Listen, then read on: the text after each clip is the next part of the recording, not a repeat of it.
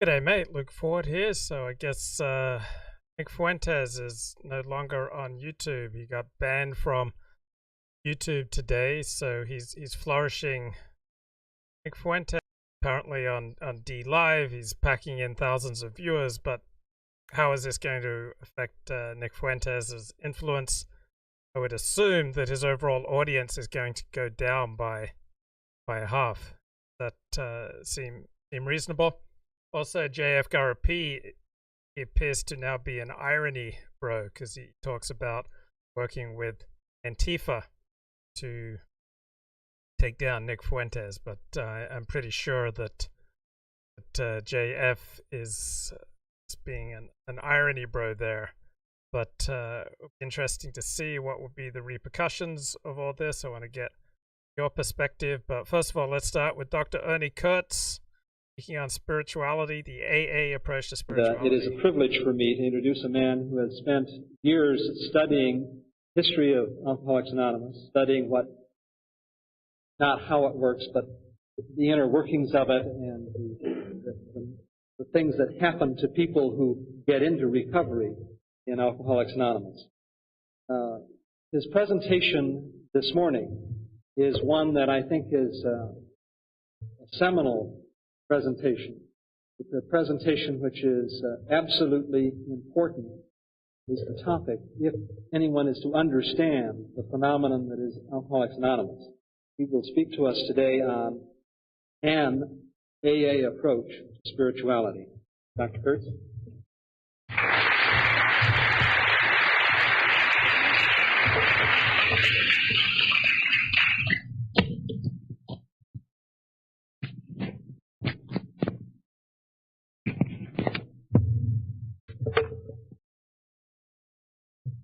So this will give us time to sit down, and that's just how long it takes to get the microphone on.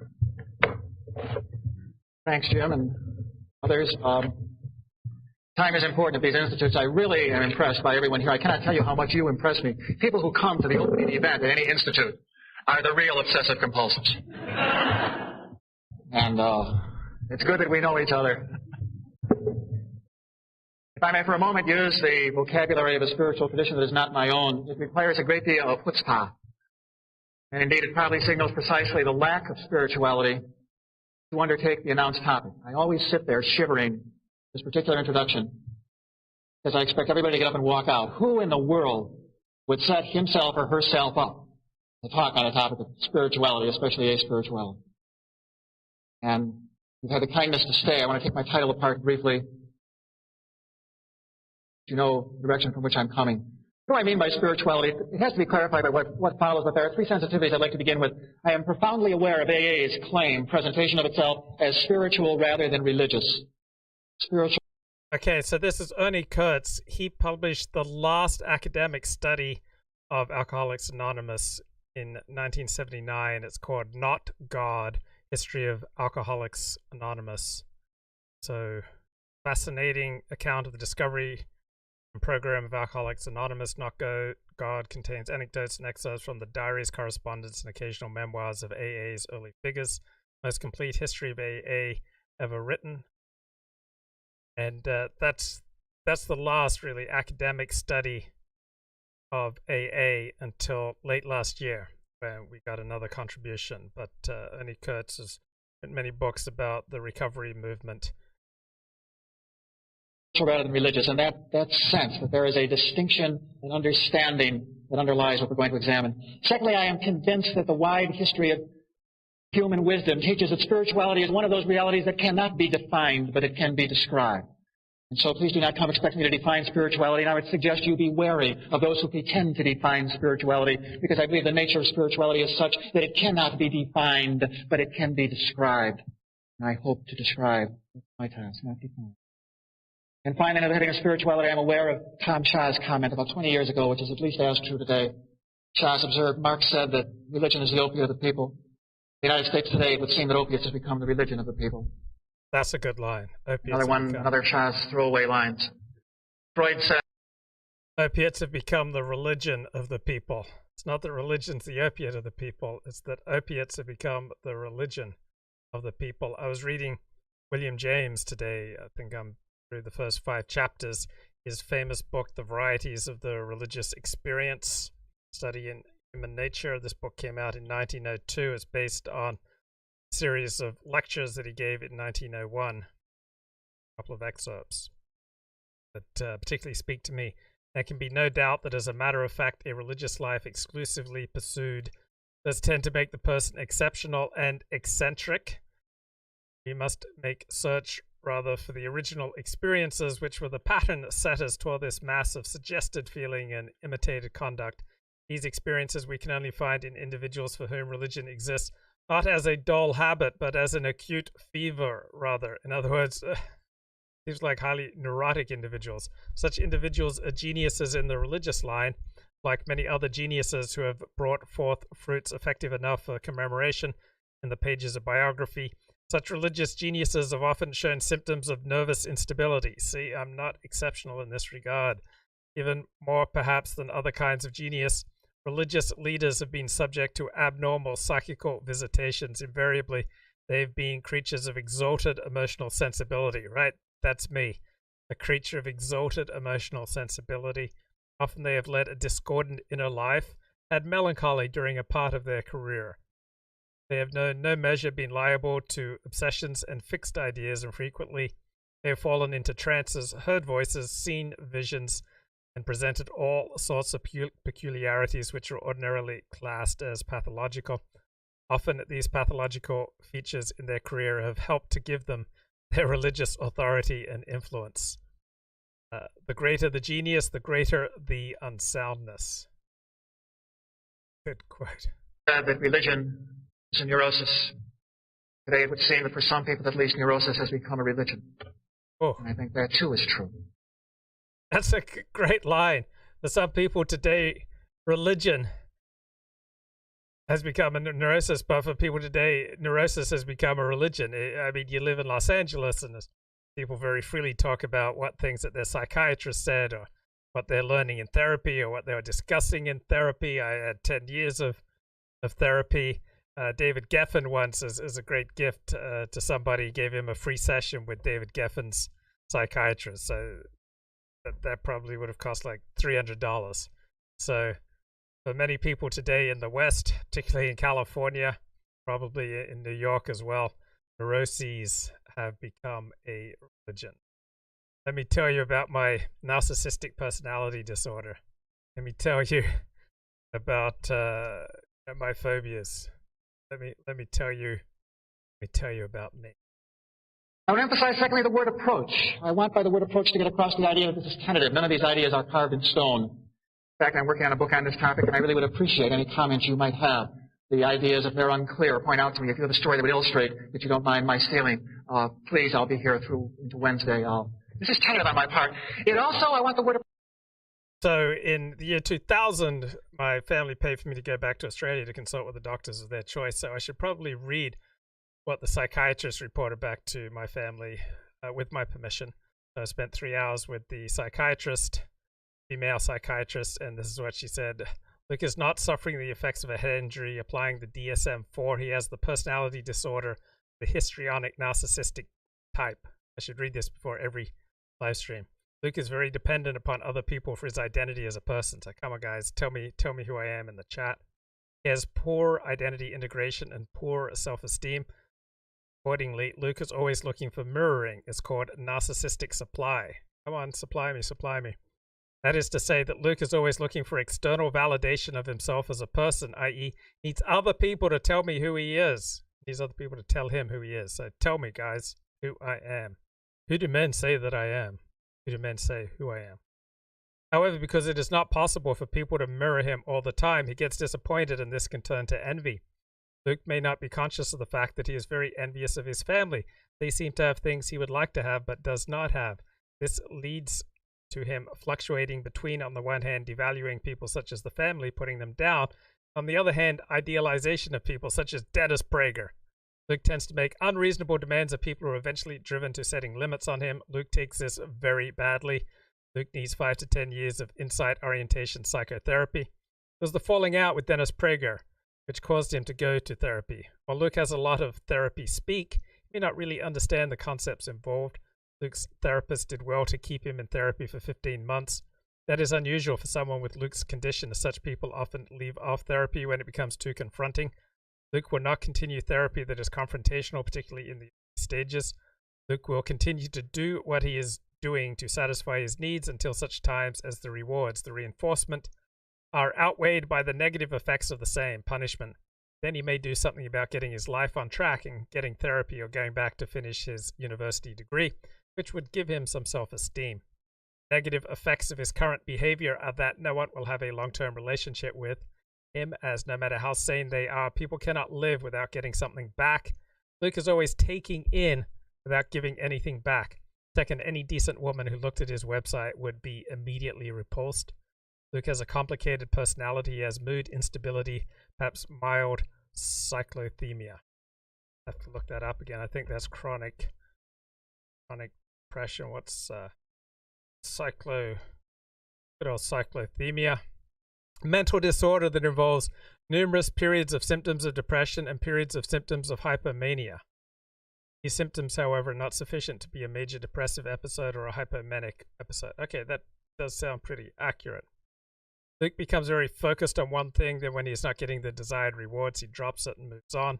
Luke may have had some post-viral illness in his 20s, but then the illness took on a life of its own. It is common for people to retreat into the sick role because it is a way of failing in a face-saving way. Luke was failing because of the lack of significant relationships in his life. Well, look at me now. Look at these wonderful relationships I have. People in the chat. Luke in his current state would not be successful in employment. Luke wants immediate results, and if he does not get them, then he does not want a bar of it. Luke does not have a bipolar condition. His reaction to Nardil, Nardil, was purely psychological, as that drug does not work overnight. Same with the homeopathic treatment. One pill does not make any noticeable difference. Entitlement is a good mood stabilizer, better than lithium. Does not have the nasty side effects, but Luke is unlikely to remain on such medication anyway. It is only tinkering with the fringes of the problem. As with most adolescent boys, Luke was obsessed with sex. With most superegos, it is not well integrated. His rules are situational and he justifies things. Luke is capable of being exploitive. Luke is reacting to the values of his family unit. He's not really interested in what this psychiatrist thinks of him. He's only here to enjoy the trip. There's no point in Luke seeing this particular psychiatrist on occasion before his return, as it is long-term therapy he needs. Luke's family have to set firm boundaries of where we go in his life. We must stay off his website. What we don't know won't hurt us. We should set limits on his unreasonable behavior. We must treat him as an adult that he is and stop babying him. Luke has tunnel vision and difficulty seeing things as others see it. He's only looking for mirroring. He has demonstrated the capacity to, at times, not put his immediate gratification ahead of everything. For example, taking his rabbi in synagogue off his website when requested. He respected those involved and did not want to lose a relationship with them. So Luke has the capacity to learn from his experiences. Luke has a poor sense of identity. He's not well integrated. He has no sense of self. Therefore, he is very changeable in different circumstances. The cause of his personality disorder is multifactorial. The development of personality is a long process. It involves experiences, family environment, as well as choices made by a person during the formative years. So yeah, this rings true to me, at least say 80% true, but may very well be up to say 95% true. Probably somewhere in the range of 70 to 90% true. That's my estimation. Anyway, it was true of me back in the year 2000, and I think it's probably still true of me just a centimeter below the surface. Returning to Dr. Ernie Kurtz here, speaking on spirituality. Approach, because I think AA is tentative in its approach to spirituality. Bill W. always liked presenting Alcoholics Anonymous as a spiritual kindergarten. To literally thousands of AA members who commented or raised questions or presented difficulties, Bill said, never forget that we are but a spiritual kindergarten. You must always remember that AA is a spiritual kindergarten. And therefore there is a certain tentativeness also. I like that. AA is a spiritual kindergarten. Your doctor gave you his notes on you. That's unusual. No, the doctor did not give me his notes. The doctor gave the notes to a member of my family with my blessing, with my permission, and then that member of the family gave them to me, and then within about 20 minutes I had them typed up and posted to my website. he should just say Luke really enjoys his condition, is not looking to eliminate it from his life. Yeah. So anyone with thoughts on Nick Fuentes getting banned from YouTube and the old feud that he's got going with JF Garapi or anything else in the news, just throw down any suggested links, topics, stories. Meanwhile, I'm just going to freestyle. Respect, reverence, whatever word you want. I'll stay with tentativeness in AA's approach to spirituality, not a claim to possess. AA, this is tricky. More safely would I say 12-step. I'm always wary. 468 Park Avenue South holds me at arm's length, and I'm sort of grateful for that. Nothing, of course, is official in any way, obviously. There are no spokespeople for AA. I know that they don't like AA use. Okay.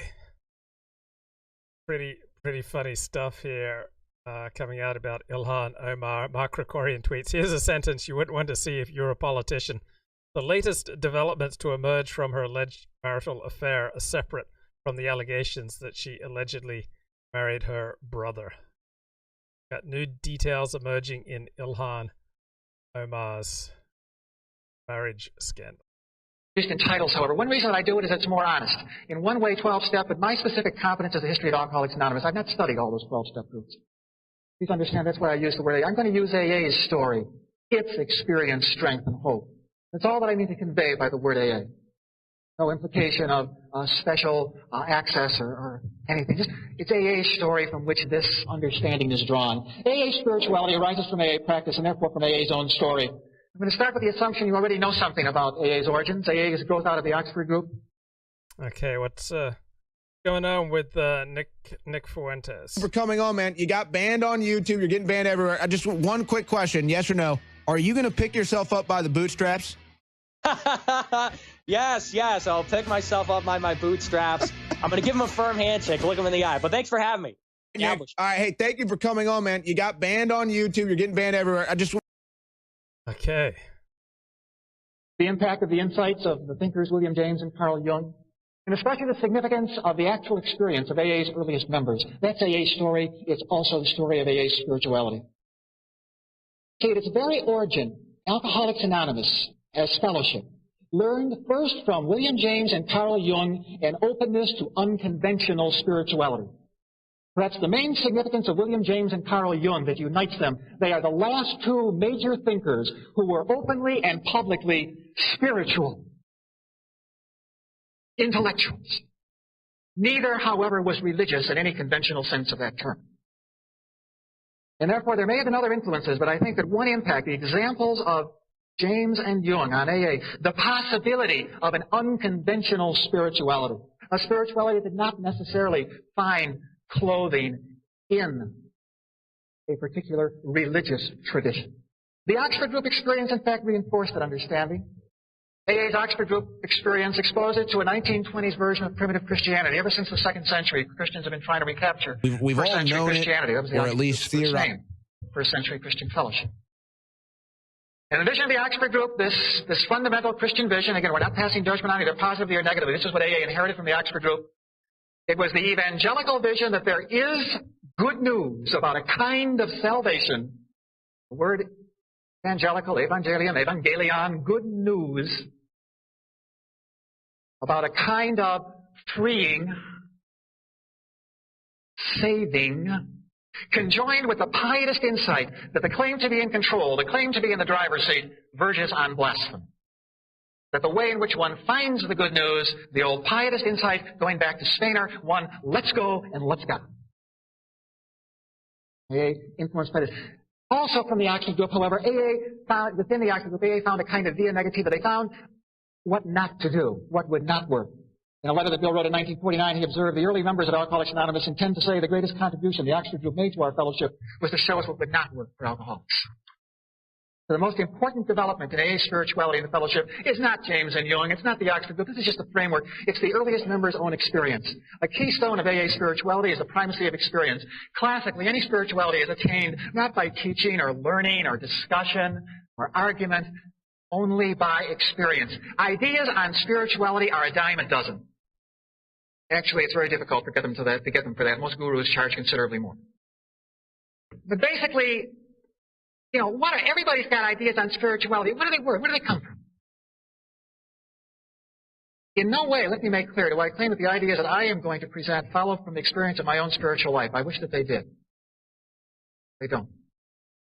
My approximate source for what follows, for the specific angle of vision, is the continuing research I've done, not so much at AA meetings, although I continue to study there, but especially the AA grapevine.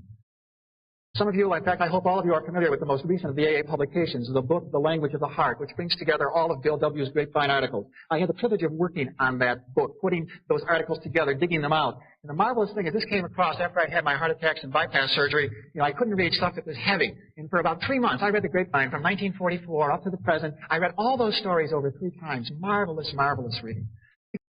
Okay, let's get some video here. Nick Fuentes speaking about being bullied in high school. There's a specific kind of person that will fuck with you just because they can.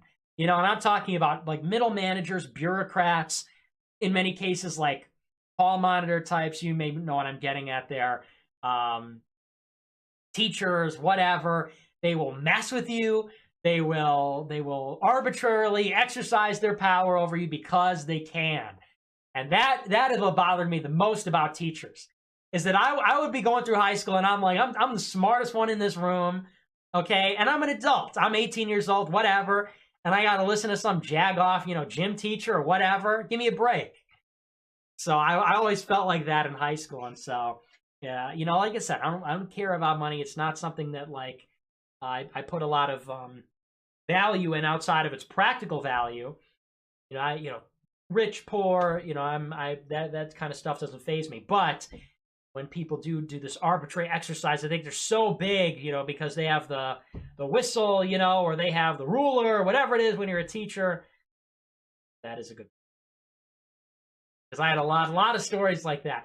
Band, Model UN, student council, all kinds of classes. People give me a hard time just on account of, it's like, oh man, I can't wait till I'm out of here. That was always my feeling. That's a big part of my drive, is spite. A big part of my drive to succeed is just looking at people like that and saying, I'll show you. Don says, wow, I wonder how that's working out for Nick. Okay, let's go back here to his appearance on the War Room. Yeah, all right, let's go ahead and do it. So here are some past predictions, just so you can keep up with where we've been at, of me predicting how the Democrat Party is going to go. Check me on this at the end of the race, and we'll see. But here are your odds right now for your Democrat candidates. Joe Biden, 0%. Okay, 0%. Cory Booker, 0%. Pete Buttigieg, ooh, this was October last year. We're going to go with 2%. 2%. Julian Castro, 0.5%. He comes in with a 0.5 there. Ooh, Tulsi Gabbard, Tulsi Gabbard's coming in at 8%. 8% chance here. Who's this on the other side? Kamala Harris. Kamala, 0%. 0% chance for Kamala. Amy Klobuchar, that's a 0. That's a goose egg. Beto gets a 0. Beto for 0. Ooh, Bernie, 0. 0, 0. Tom Steyer, this guy, in fact, he doesn't even register. He's not even on the board. So, in fact, whoever wanted him on the debate stage paid a hefty amount to get him on there. So expect Tom Steyer to make some crazy claim about climate change. He's not even a real candidate. That's just a publicity stunt. Elizabeth Warren. There's your frontrunner right there, which is pathetic to think, but it's true. And because of that, I have Elizabeth Warren coming in at 51%. And then Andrew Yang, we'll give him 1%. 1% for Andrew Yang. Now, there's a name on here. There's a name not on here. And what is that? It's Hillary Clinton. So, what are Hillary Clinton's chances of being the nominee right now? 52%. And there are your odds. Right there. Hillary Clinton is now the frontrunner, ladies and gentlemen. All right, so that was back in last October. We got another prediction thing that we're going to play. We're going to come back to this later. But I want to go ahead and just bring Nick Fuentes on now. We've been connected with him. So here's the deal, ladies and gentlemen. Obviously, we've had Nick on before. If you've been following him, he's been turned into a controversial figure for just, his opinion that he, is not going to back down from. So we salute him from that, despite all the bullying he's received. And I believe the quote is a disgusting piece of ish. I think it's how Ben Shapiro describes Nick Fuentes. So he may take that as a badge of honor. And so Nick Fuentes was banned, though, on YouTube today. For what? Well, they say hate speech. I'm not clear of any hate speech that I've ever heard from Nick Fuentes. So we'll see if he can clear the record for us. Nick, thanks for joining us. Thanks for having me. It's good to be here. So you've got a new mustache. It looks good on you. I'd like to borrow it maybe for a day. So you've been banned. You've been banned on YouTube. What's the story? Yeah, so I woke up today and I had received my 3rd community guideline strike on my channel, which means that I'm permanently terminated. And they actually didn't even give me a clear reason. They said that it was just part of their broader community guidelines policy on hate speech. And they also said something about violence. So I'm a little bit confused as to why exactly I was banned, but I knew this was coming. Like I said, I got my second community guideline strike earlier this week, and you're only allotted 3. So I had 76,000 subscribers, something like that, been on YouTube for 2 years, and now I'm gone forever. And I don't believe I'm able to make a new account. So it's going to take some getting used to. No, and if I recall correctly, the last time we had you on, I'm not celebrating this, believe me, but I'm pretty sure I made the prediction that they would eventually ban you. I think you knew it was coming. This has nothing to do, by the way. Again, I've never heard Nick Fuentes say anything that would be, considered violent or suggesting violence. I've never heard him say anything that would be considered hate speech either. This is just another example. Nick Fuentes is, he started America First. That's his big claim to fame. Very popular, and so that's why he got banned, was because he's America First. Because he says what he thinks. He doesn't back down. He doesn't get bullied by the left or the right. Actually, quite frankly, he takes more heat from the right because he says things that they're afraid to say. So, well, I mean, the ban from YouTube is obviously permanent. It's mostly because of your political views, not for hate speech, not for suggesting violence. That's clear to me. YouTube has been caught lying about this for years. And hey, at least you got 3 strikes. They didn't even give me but 1. I got 1. And then when I asked them what is the deal here, they never even got back to me. But so what is the plan for America First now? What does Nick Fuentes do now? Well, I just want to say I think you hit the nail on the head right there. Obviously, they've been using the hate speech. That's been the pretext for years to censor and silence true conservatives, true nationalists online. We know that's been happening for years, and that happened to you long before it happened to me. I think back last August or somewhere around there.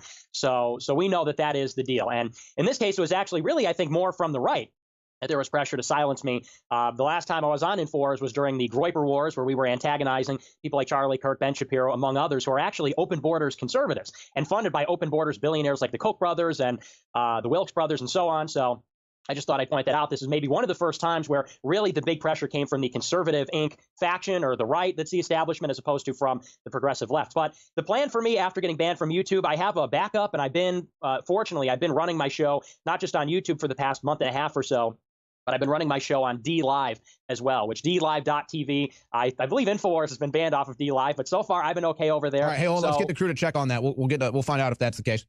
I believe that's the case, but I'm not 100% sure. But so okay, we have confirmed. Yes, we're banned on DLive. Yeah, so that being said, I don't know how much longer I'll have on DLive if you guys have had issues, but for now, it's DLive.tv/Nick J. Fuentes. That's where I'll be doing my show in the meantime, and then I am working on something which is proprietary. I'll be able to stream my show very soon from my own website, and that should be unveiled this weekend or at the latest on Monday. So I do have a backup plan to continue the show, but, as we all know, there are only so many options for people like us who have a target on our back from Silicon Valley. There's only so many options. First, it starts with the social media platforms. And as we've seen over the years, increasingly, they go after even back-end services. They'll go after your Cloudflare DDoS protection. They'll go after your domain registrar. They'll go after your payment processor. And when it gets back that far in terms of the technical aspects of running a website, there's only so many options. There's a finite amount of services. So I think it's really just a matter of time, unless there's intervention from the White House or from Congress or this administration, that all conservatives are going to be completely wiped, not just from the platforms, but from the internet altogether. And we've already seen that happen to a lot of websites like Gab, a few others. I think Daily Stormer, that happened to them a few years ago. And a lot of people don't like to defend those websites, but those are websites where the back-end services were targeted.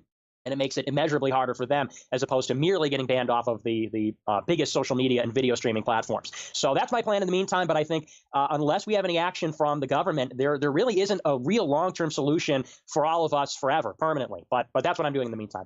Well, and I'm glad that you brought the issue of competing with these tech giants up, because I actually did some thinking about that yesterday. This was before I knew you got banned. I was going to bring this up, but I want to discuss that on the other side with you, because they say, build your own thing or do this or do that. But that's still, even if you want to make that argument, that doesn't justify what they're doing. And I will explain why that's not even fair to say in general either.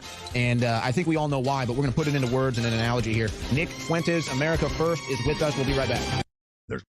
There are those that live their lives in victimology, and that's a word that's in the encyclopedia. Anybody who tries to start up one of these alternative accounts. So I don't think it's fair, Nick, because you're going to have to, like I said, you're building your own thing. You probably had to fund that yourself. There's no way you can compete with what you were able to do on YouTube and the outreach that you had on YouTube and the access and the ease. It's all more difficult for you now. So yeah, you're going to do it, but it's not a fair market.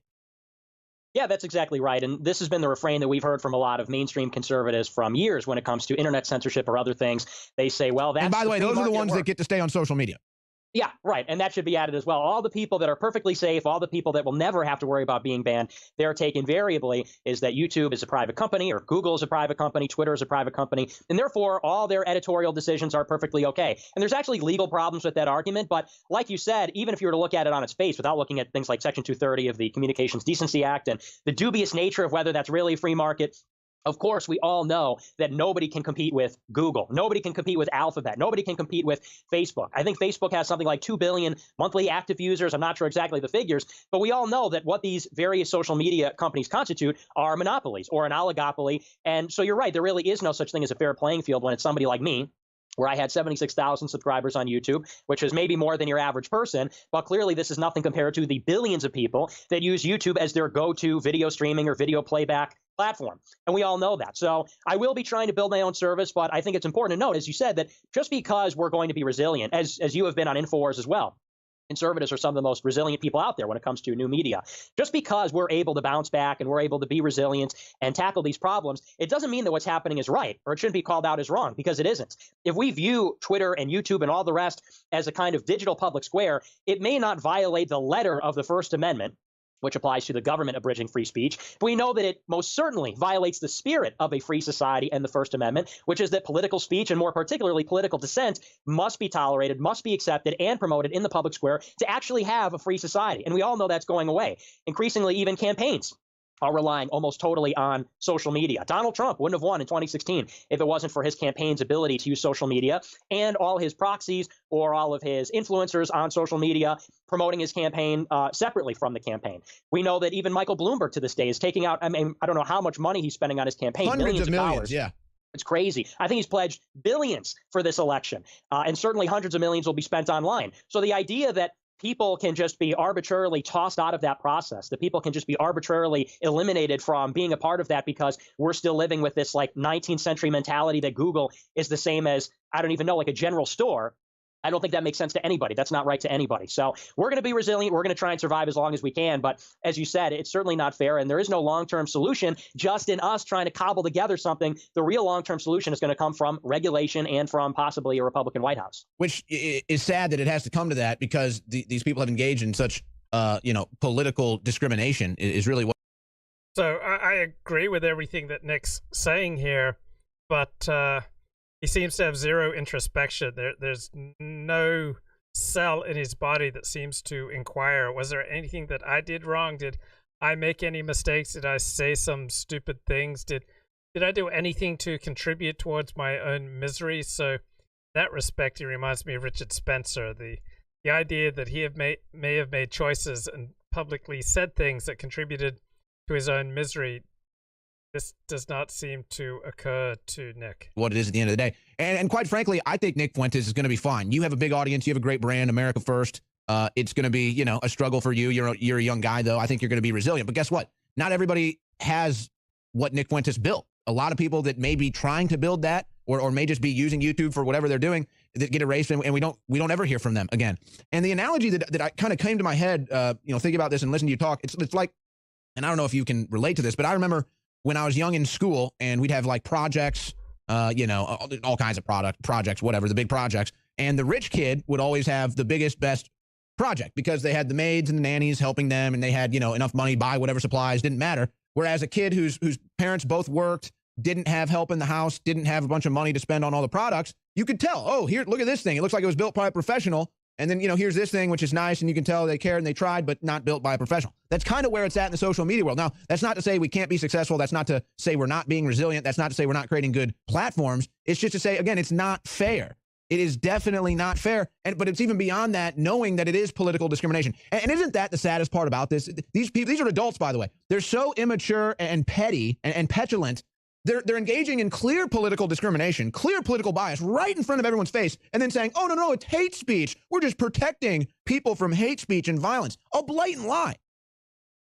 Yeah, well, it's absolutely horrible. And I think everybody who's honest with themselves understands that. The left is cheering it on.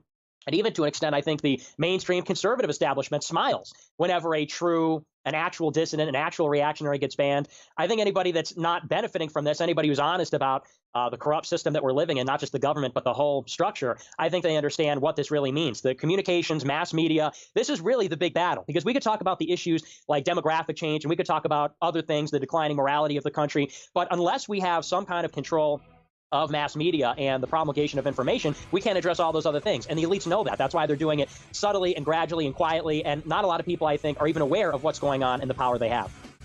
All right, I want to kind of get to another point that we're dealing with here, where some people will defend Nick Fuentes' free speech, others won't. And I'm not talking about the left. I'm talking about strictly with conservatives. Let's explain that on the other side. Versus what real conservatives are, if you want to say that. And so this is kind of what I think more than the left has led to your downfall on social media, Nick, is actually conservatives coming after you. And I see somebody like Michelle Malkin, who I would actually consider a mainstream conservative, and I stand and cheer because she doesn't care. She's not going to let the conservative bullies silence her from standing up for your free speech. So I salute her. And I'm sure there's been others, and I'm sure there have been people that would rather throw you under the bus or have even cheered your censorship. Funny enough, Shapiro actually stood up for your free speech, even though he's not a fan of yours. But that's real conservatism, really liberalism in the classical sense. But what do you think about that distinction that's happening right now as we get closer to 2020, where for whatever reason, Conservative Inc. or mainstream conservatives are trying to shut off other conservatives, other Trump supporters who are influential from having that mainstream influence? Well, I think you're exactly right that this was the result, probably more of Conservative Inc. pressure than it was from the left. Because, for as long as I've been doing America First, I've been doing the show for 3 years now. I actually just celebrated my 3rd anniversary of doing the show on February 6th. And I've gotten trouble from the left since I started doing the show, from Jared Holtz, from Will Sommers, the usual suspects. Not but Jared. It wasn't until... Yeah, Jared, I'm sure, he's a super fan of your show as well. Yes, Jared is my friend. I say hi to Jared. It's Valentine's Day. Hi, Jared. Yeah, happy Valentine's Day to Jared and his cats and his boyfriend. Oh, come on. So I've gotten trouble from him for forever. He's been a parasite, sort of leeching off the blood of conservatives for years. He's got a fake job. But it wasn't until I challenged Turning Point USA. It wasn't until I challenged Charlie Kirk and the billionaires that fund his organization that I started to have a lot of problems. Because I'll say, right after I think it was the Ohio State Charlie Kirk speaking event, it was right after that one where him and Rob Smith were humiliated by fans of my show and other America First allies that the Zionist Organization of America on his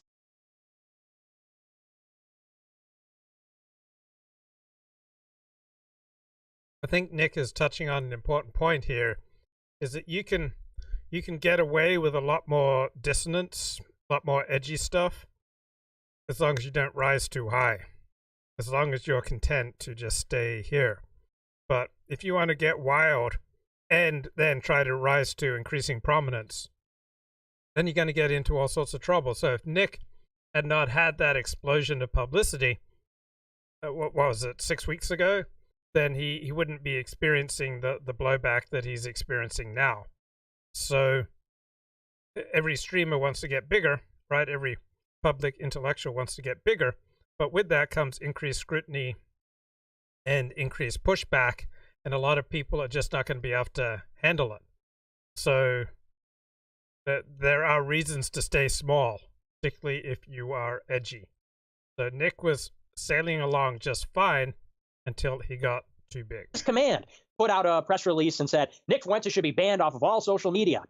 And I know some other things happening behind the scenes, but in short, and you could just look at the timeline, it wasn't until the Groyper Wars, when we went around humiliating the establishment conservatives, like you said, these mainstream types, that I started to get a lot of problems for my channel, for Twitter, for all the rest. And so I think that just goes to show that the divide isn't really so much anymore between simply the right on the left, but increasingly it's this faction within the conservative movement called Conservative Inc. that is the problem. People that aren't actually really conservative. And, it's not anything new. This is something that's been going on for like 50 years. You could go back and look at the paleocons versus the neocons back in the 1980s and 1990s. It was people like Peter Brimelow and Paul Gottfried.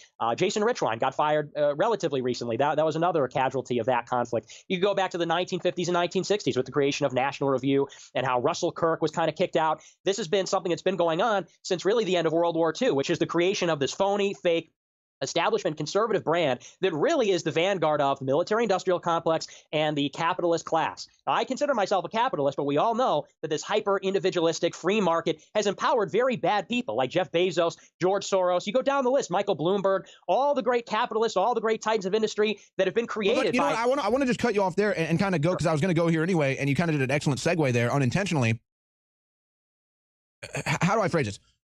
Because this is really, to me, more about the military-industrial complex. And people will come here, and I'm not trying to put words in anybody's mouth, and you can choose to respond to this if you'd like, but people will say, oh, you hate Jews, or you know, that's your big thing is you hate Jews. Well, as far as I can tell, I've never seen you say anything about hating Jews. You simply say, and quite frankly, I agree with you. You don't like our foreign policy and our foreign relation with Israel. You think they have way too much influence on our foreign policy in the Middle East, which has led to an abuse of the military-industrial complex and horrible foreign policy in the Middle East. Now, to me, most fair-minded conservatives or even leftists, when you just lay it out like that, would agree. But for some reason, when Nick Fuentes points that out and gets really popular, he gets shut down. Yeah, that's exactly right. And that's exactly what happens, because you do have people on the left who are obviously critics of war, people that are critics of the neoconservative establishment, the Iraq war, the Afghanistan war, and so on. And even the Young Turks, you know, who you pointed out earlier, they just got investment from Google. They just got investment from YouTube. Yeah, and weren't they funding Chunk Yogurt's campaign, too, in California? Yeah, I believe so. Yes, I believe there were contributions. Right. So they're pouring money into the coffers of these like left-wing progressives who actually say a lot of the same things. And this is a pretty recurring theme where right-wing people talk about some of the same problems from a right-wing perspective, whether it's the military-industrial complex or we're talking about demographic change. We're talking about all these things. And the left people talk about it from a left-wing perspective. And that's OK. That's fine. That just goes to show that they're, real populists. But we talk about that stuff and we're Nazis. And it's true. If you watch my show, it is not, they try to make me out like I'm this skinhead, white nationalist or something. If you watch my show, it is a pretty moderate show. It's a very Christian, conservative, mainstream message. It's just issues that the establishment does not like us to broach. It's issues that, why Bernie Sanders, I think, is being railroaded in the DNC Democratic primary right now, why Donald Trump was attacked so much from the establishment back in 2016. It's all part of the same conflict, which is between nationalists and globalists. And us on the right, we have to acknowledge who are our real friends and who are our enemies. Somebody like Ben Shapiro, as you pointed out, he did put out a tweet, which I guess was in defense of me. What did he say? He said, oh, he's an evil, terrible, disgusting loser, and I hate him, and so on. No. It's Nick Fuentes is an absolute disgusting S show. But if he was banned for his idiotic garbage viewpoints rather than for violent threats, YouTube shouldn't be deplatforming him. So we'll call that a defense if you want. Hold your nose, hold your ears, and close your eyes. And yeah, Nick Fuentes should exist. Oh, well, Nick, if you do shave your head bald and be a skinhead, I have this super silver skin cream that I recommend in case you have a bald head. Well, it's finally Attorney General Bill Barr. You can see the idea that Bill had, Bill's intention was to write a last book. In 1961, 1960, Bill said he wanted to write a last book specifically on the topic of AA spirituality. That book was tentatively to be titled, Practicing These Principles in All Our Affairs. Bill began that project in a series of articles that appear in the Grapevine in 1961 and 1962. There are 6 articles that have the headline over their title. This is one of the articles in a series that will become Bill's forthcoming book, Practicing These Principles for just in All Our Affairs. And then the 7th article isn't thus headed. It sort of breaks off. I'll talk about it a little later. The series breaks off. As you know, Bill never wrote that. And the idea was around about 5 years ago at a General Service Conference. So what would that book have been? And gathering together all of Bill's articles to make them available so maybe the membership can draw that out. The attention over 25 plus years. Bill wrote over 150 articles, and of course there are so many articles by members in the Grapevine. These ideas come from there.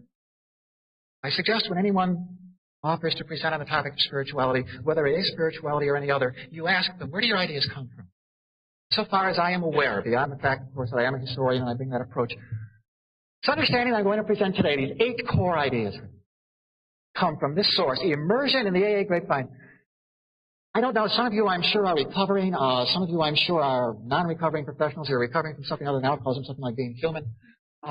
It always troubles me when professionals say it's so hard to research AA. You go to meetings, they have anonymity, going to meetings takes so much time. My first question to them always is, do you read the Grapevine? Let me, it's 95% of them say, no, what do you mean? Many of them haven't even heard of it, and I think that's members' problem. The Grapevine is not as good as going to a meeting. However, it can in some ways be better. At a meeting, it's very hard to get up and ask someone exactly what did you say, and when something's written, you can go back to it. And any professional who moans it's so hard to get to know AA who doesn't read the Grapevine is engaged in denial. You would get to know AA. Over the following years, Amazon would hire hundreds of thousands of workers and become the largest private jobs creator in the country. At the fulfillment centers, Bezos experimented with new techniques and technologies to boost productivity. Willingness to experiment is the key to being able to do new things. So we do, hundreds of experiments every day in our fulfillment centers to get a little bit better, kind of like incremental invention. When a company called Kiva perfected a warehouse robot, Amazon bought the whole company. Amazon has acquired Kiva Systems. They make shipping robots. It helped transform the work environment in Amazon's warehouses. When I first showed up at Amazon in 1999, I led our global operations team. Jeff Wilke created the Amazon Fulfillment Center system and is one of 2 CEOs under Jeff Bezos. As we've added 200,000 robots in that same time frame since 2012, we've added 300,000 people in our fulfillment centers. So what happens is the robots change the work. So they allow us, people don't have to walk as far, which is a complaint that we've heard in the past. They make the job safer. They make them higher quality because we present a smaller set of options to employees. And that's all good for customers and it's good for employees. But at the same time, complaints have persisted. People who've worked in warehouses for decades say this is different. This is not the same. We're here today because we want to make sure that these workers know about their rights in the workplace, especially around heat. Shahari Arkowski is an advocate for warehouse workers in the San Bernardino, California area, an Amazon hub with 10 fulfillment centers and over 15,000 employees. Because of the way that Amazon operates, because of the way that they set their rates for productivity, it's a lot harder work physically, but also psychologically. We sat down with a group in San Bernardino who'd recently worked at Amazon. When they first got here, I thought it was exciting. Like for me, I was thinking maybe I could find a place where, I'm going to set roots of a good job, move up in place. But after being there for a while, I was like, no way. It's like, okay, this is where I could probably make a career. But once you work there for a certain amount of time, it's just like, it's just not realistic how they expect it to work. You can't. Like dozens of workers we've spoken to around the country, they say they've struggled to keep up with the rate Amazon expected them to pick and pack items. How realistic are the rates that they're giving you? I mean, what's realistic at all? Not realistic? No. There's absolutely no way to make rate. You got to find little ways to cheat it. Because once you hit rate, by the end of the week, they raise it, they bump it up again. Because they start saying, hey, people could hit those rates, could hit those numbers. Hey, let's push them a little harder. Every week, it seemed like it was going up.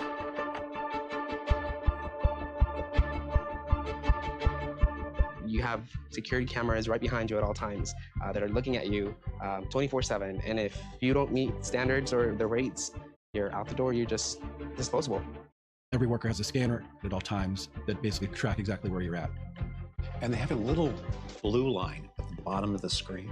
And it has like how many seconds that you have to have it done by the time it hits 0. And it puts you into panic mode. And pretty much you can't talk to people. You can't be in the same aisle as them. You just constantly have to sit there scanning like a robot all day long. If they catch you not scanning, you get a write-up. And what they're doing is they're producing this massive data that they are using to be able to analyze the entire workforce. We're not treated as human beings. We're not even treated as robots. We're treated as part of the data stream. It's the incentive at any warehouse on any assembly line to get the most out of any worker, to make rates, to be as efficient as possible, to be as productive as possible. So I don't see exactly what's different about Amazon as opposed to any other warehouse. Amazon is the cutting edge. Other warehouses are starting to adopt these technologies. Other companies are definitely interested in doing what Amazon is doing. Data collection could become basically the standard for all workers, and that you're never good enough. You're never able to keep up. Amazon told us work rates are not based on an individual employee's performance, and that the scanning devices workers use are not for tracking people, but inventory, a common practice in the warehouse industry. We've talked to workers around the country, both current and former workers. They've described the pace of work as being really grueling. In the early thinking about rates and how far you could push human beings in terms of their productivity, what was the thinking about that? Well, obviously, if the rates are too high, you're not going to have people showing up for work. So we have 600,000 people at the company. Most of them are in the fulfillment centers, and they come to work every day. They stay for years. These are considered great jobs in the hundreds of communities where we have fulfillment centers all over the world. And in the US, we have almost every state has an operation in it. And people come to work because these are great jobs. They're safe. We pay double the minimum wage, the national minimum wage. We have terrific benefits. The benefits for the folks that work on the floor are the same benefits that my family has access to. Our family leave is like 20 weeks. So the rates are set so that we can accomplish what we need to, which is get orders to customers in a reasonable time and in a high quality way. And that creates a workplace that people want to come back to, and they do. Amazon wouldn't tell us how long fulfillment center workers stay on the job or how often they're injured. But workers we spoke to say the rates are higher than other warehouses, and that the company rebuffs attempts to unionize. We do not believe unions are in the best interest of our customers, our shareholders, or most importantly, our associates. This is a clip from a video the company says it used in the past to teach managers about employees' rights and labor laws. The most obvious signs would include use of words associated with unions or union-led movements like living wage or steward. Early on, Amazon took a position to basically be anti-union. Why was that decision made? I don't think we made the decision to be anti-union. We just feel that all of the things that unions would want to get us to do, we've already done. What about setting rate, though? Do you not see that there's a little bit more leverage in the hands of management in this scenario than there would be in a unionized environment? I don't know. It's hard to speculate on that, but I do think that we have the obligation to set rates that are, again, going to encourage people to seek these jobs and deliver for customers, what we've promised. What would you say to someone, though, who's worked in your fulfillment centers that feels as though there's been that humans are increasingly being treated like robots? Because it's something that we've actually heard, and I don't sense it's hyperbole. Well, that's not the experience that I had in setting it up or that I've seen. It's certainly true that these jobs are not for everybody, and there may be people that don't want to do this kind of work.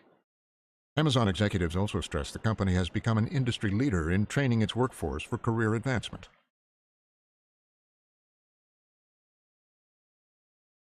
I'm going to assume that nobody's forced to work for Amazon at gunpoint. The only reason the people work for Amazon is because it seems to them better than all other choices. That's the same reason that people work for Taco Bell or for McDonald's or drive for Uber. So if you have specialized skills that will result in a more pleasant job, a higher earning job, a job with better benefits, you take those skills and you take those better jobs. So I would assume by and large that people who are working in a warehouse stocking and restocking items, that they just don't have the skills to get a better job. So I'm sure that life is tough. I remember working in landscaping and construction for a few years, and that was brutal. It was in the Sacramento summers. We'd have 40 days in a row over 100 degrees. Swinging a shovel, swinging a pick. It was absolutely brutal work. And I chose to do that instead of trying to get, say, some kind of white-collar job that would have paid twice as much. Gandalf, what are your thoughts on the Amazon story? Yeah, I think lots of people are waking up to the problems in Amazon. It really helps that Tucker Carlson and Andrew Yang have been talking a lot about the problems of warehouse workers. I'm not buying what I forget the name of the person who invented or runs the warehouse system in that PBS clip. I don't know why it's escaping me. It almost doesn't matter. He's just not a corporate middle upper management drone. I tend not to really think much of those people because they always give corporate speak. Amazon drives its employees incredibly hard. You'd read anybody who's interested in the fate of warehouse workers and fulfillment center workers, and their workers are treated unbelievably terribly. The left wing, I guess, something anarcho-syndicalist person of me of Gandalf past just despises the mistreatment of workers. Workers, yeah, maybe they have to work hard, but they deserve dignity. They deserve a cap on their hours and a floor on their wages and representation. I think ultimately under a Gandalf administration, I would consider making Amazon a private utility and have it run on a much more eBay-based model. I mean, Bezos's billions don't matter anything. Okay, but here's my challenge to you, Gandalf, and to people who take that perspective. If people will put up with being treated badly, there are no end of people who will take advantage of you.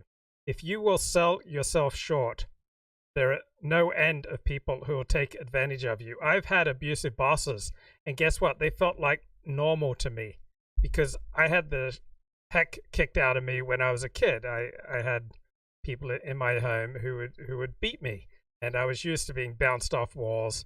I was used to an abusive environment, and so when I would get that as an employee, I accepted it as normal. And I remember one job that I had in construction. I worked at the job for about 2 or 3 years, and I think one day the boss called me a typically derogatory name. He said, "Hey, Dick Sniff." And I walked over to him and I said, "I don't think I want to be called Dick Sniff anymore." And he said, "Oh, you got another job." He immediately, as soon as I stood up for myself, he knew that I had another job. And indeed I had. And that was my last day. Like, we just wound things up right there. I went on to another job, a better paying job where I was treated with dignity. And so I've had identical office jobs where I was making about $35 an hour, and one employer treated me beautifully with dignity, and the other employer treated me like crap. And I kept working for both until I grew and decided that I wouldn't put up with the abusive employer, and I quit him. And when I was discussing this with my friends, many of them said, "I would not put up with that for 1 minute. I would walk out the door if anyone spoke to me the way that these employers have been speaking to you. I would walk out the door right away." So, Gandalf, I contend that this is not primarily about Amazon. This is the sad fate of people who will accept being treated badly, who don't have high standards for their own life, and whose self-concept is that they only basically deserve to be treated like crap.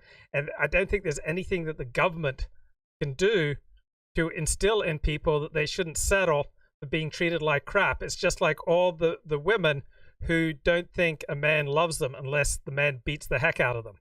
And that is a very substantial portion of the female population, that they don't think that their man really cares about them unless he touches them up every now and again.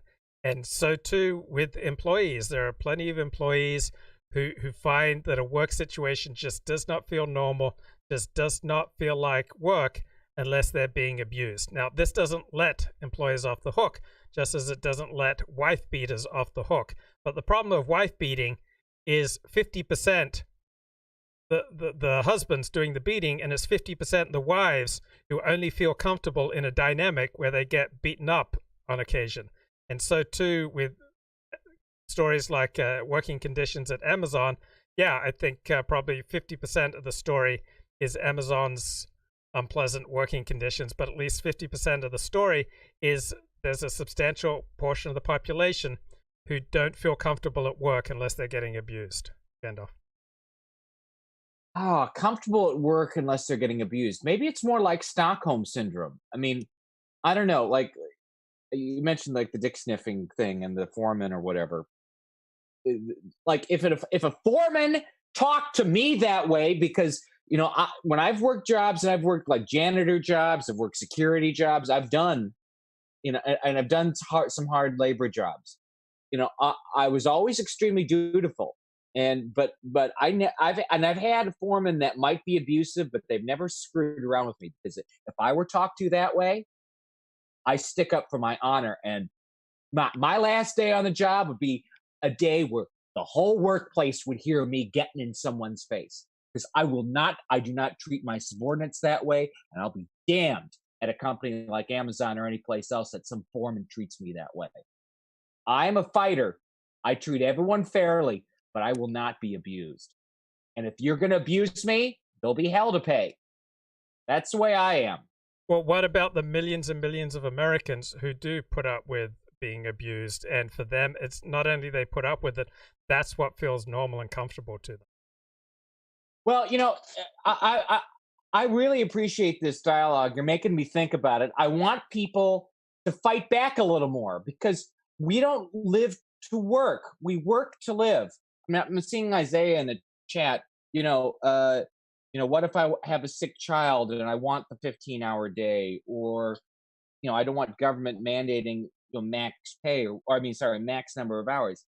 mean, maybe there will be some that do that voluntarily, but I want more freedom for more people to say no.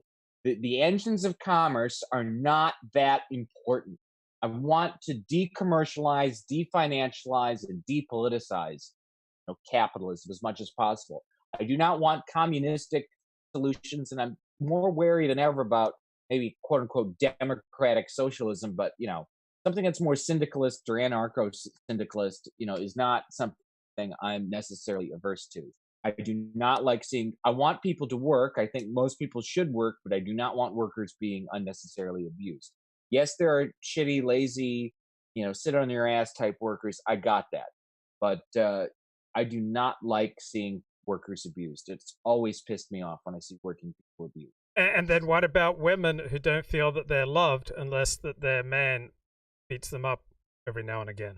I mean, what do outsiders do to that situation? For those women, every other man is boring if he doesn't smack her around, if he doesn't punch her, if she doesn't have the excitement and drama of a violently abusive man. And if she's not getting the violence, she will instigate it. And that's a substantial part of the female population. And if you try to intervene on her behalf, she will just turn on you like a harridan. I mean, that's a very sick dynamic that is probably approximately 50% of the world's female population. 50%? I don't know. I mean, I'm going to have to look up some numbers and do some research on that. I really appreciate the pushback, and you're getting me to think a lot harder, and I always appreciate that. I also appreciate what Isaiah is saying in the chat, which kind of piggybacks on what you're saying. You have to recognize people may not have the exact same values. I understand, and on some level, I don't know if it's 50%, but it's almost 50% perhaps that, there is Stockholm syndrome. People, if they're willing to put up being abused, they will be abused, and people get used to it. And how that psychological dynamic works is something that I probably need to do some greater exploration on. But I'll tell you, my values are working people get treated well. If working people are dutiful, they need to be treated well. That's just like even if I have 2 cents to rub together and I can afford to go out to a restaurant and the waiter or waitress treats me and my table well, I make sure they get an extra tip, maybe more than 15%. Like if there's an old saying, I think, was it Cassius Clay, aka Muhammad Ali? You can tell something about a person by how they treat the people who wait on them. You wait on me and take care of me, I go out of my way to be good to you. Like I really do like reciprocity in relationships. Anybody who serves me gets treated well. And there's some fascinating articles on this on countercurrents linked to conservative blogger Kim Dutoit, tries for Uber. Says anyone who's ever worked in the restaurant business would know exactly what the title of this post means. The title is Black Tops, and it's a derogatory term that waiters of all races frequently use as a shorthand to describe a table of black customers. And that means that the servers believe that they're highly unlikely to get a tip from that particular population group. And so this guy is a Uber driver, and he is a 2-year Uber driver. And this is his experience. So white men, about they contribute about 90% of his tip revenue coming from white men of all socioeconomic classes. Chinese, Japanese men, about half of them tip. He says that about 70% of white men tip, about half of Chinese and Japanese men tip. About a quarter of white women tip, and their tips are much smaller than those of men. Young women hardly tip at all. Indian men, about 5% tip. Older black men, about 5% of them tip if they're executives. This guy claims that Indian, black, and Chinese women, that basically 0 of them tip. And young white guys, mostly waiters, cooks, and bartenders, close to 100% of them tip because they understand the value of tipping. And this is his perspective. He says, I get up at 3:50 a.m., log into Uber at about 3:45 a.m. and work until about 9 a.m. I provide a courteous, smooth, knowledgeable, and sometimes entertaining trip every time. There's free water on offer, phone charger if needed, and I even load and unload my customers' suitcases. Customer's forgotten something like a phone or a passport. I stop the clock and turn the car around to fetch it. I monitor the traffic reports so I can take a different route to avoid congestion. I keep my car spotless. It's my car. It's my personal car that I'm inviting you into. And yet very, very few people tip. My tip percentage of total net income is 4.7%. And looking at some comments here by Spencer Quinn, who also has a lot of experience in the restaurant business. So this is very, you have to dance around this for the sake of YouTube. But he backs up Kim's analysis. He says certain groups have a very well-earned reputation for not tipping, including in the highest scale restaurants. To say that they're prone to under-tipping would be giving them too much credit. Nearly all the servers I have worked with, regardless of race, have said the same thing. When a certain population group dinner party appears, you will likely receive nothing for your efforts. Furthermore, there is an excellent chance they will make you run. Talks about waiting tables at a middle quality barbecue joint just south of the Mason-Dixon line. Clientele was about half black and half white. The vast majority of the customers falling into the lower strata of the middle class. A co-worker of mine was given a table of around 10 people from a particular population group. The rest of us knew what he was in for, and we sympathized, and they ran his ass off for over an hour. Get this, get that, this ain't right, send this back, I changed my mind, no I don't want that, I want this, no I said this, not that. It was tough to watch. They were loud, they drank a lot of alcohol, they stayed for a long time after they'd finished eating. They asked for a free birthday cake. Every large dinner party back then of a particular group always asked for that free birthday cake. This required the entire waitstaff to sing happy birthday to some kid, probably not having a birthday. When it was done, finally done, the sweaty, out-of-breath waiter got completely stiffed. And adding insult to injury, there was a tremendous amount of cleanup afterward on the table, under the table, and around it. Between the 0% tip, the other tables in his section that had to be dedicated to making this one big table, and the sweet time these people took eating, drinking, chatting, and bossing our poor waiter around, he went home that night with maybe a third of what he could have. Very delicate issue, so please address it by just saying euphemisms like population groups. Any thoughts, Gandalf? Yeah, the heritage population group. It's tough. I mean, I generally, it's funny. I mean, the more I become RR about it, if you know what I mean, RR, that term. It's funny, like the very best of that heritage group seem to really like me a lot more because, we can talk about the strengths and weaknesses of both of our groups, and the more intelligent and worldly and cosmopolitan of their group, like they totally get the idealism, the overweening moralism, the suffocating behavior of wealthier middle class, especially liberal types among Europeans. So like we actually do a lot better work. Like the population that's open to the discussion, we get along better than ever. And we can help each other out quite a bit. But the drinking, the loud behavior, all that other stuff.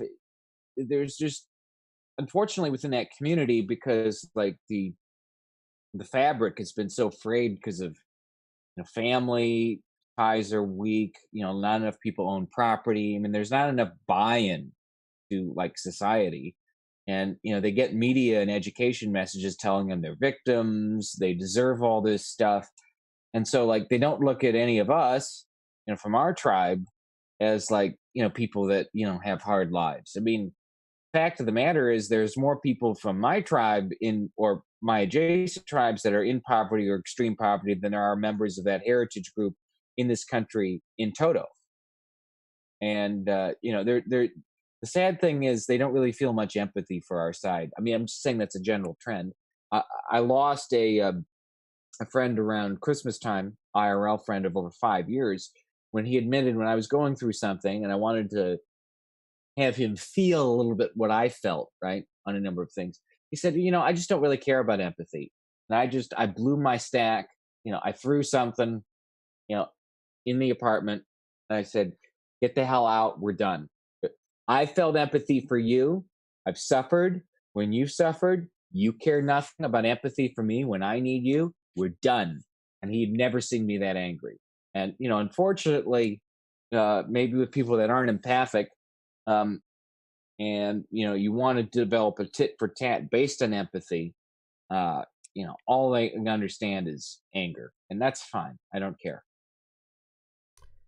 And the more I think about this Amazon story, the more I go back to not primarily blaming the employers. I actually primarily blame the United States government because they determine wage rates by the amount of immigration that they let in. So if the United States, construction wages, for example, in Southern California, in real terms are, in nominal terms, I'm forgetting, no, nominal terms, the wages are the same. In nominal terms, people were getting $10, $15, $20, $25 an hour 40 years ago in Southern California, and they're still getting the exact same rates today. So even though inflation has dramatically gone up in the past 4 years, the wage rate has not gone up at all. Like the same $10, $15, $20 an hour pay is still there in construction in Southern California because there's been an absolute flood of immigrants.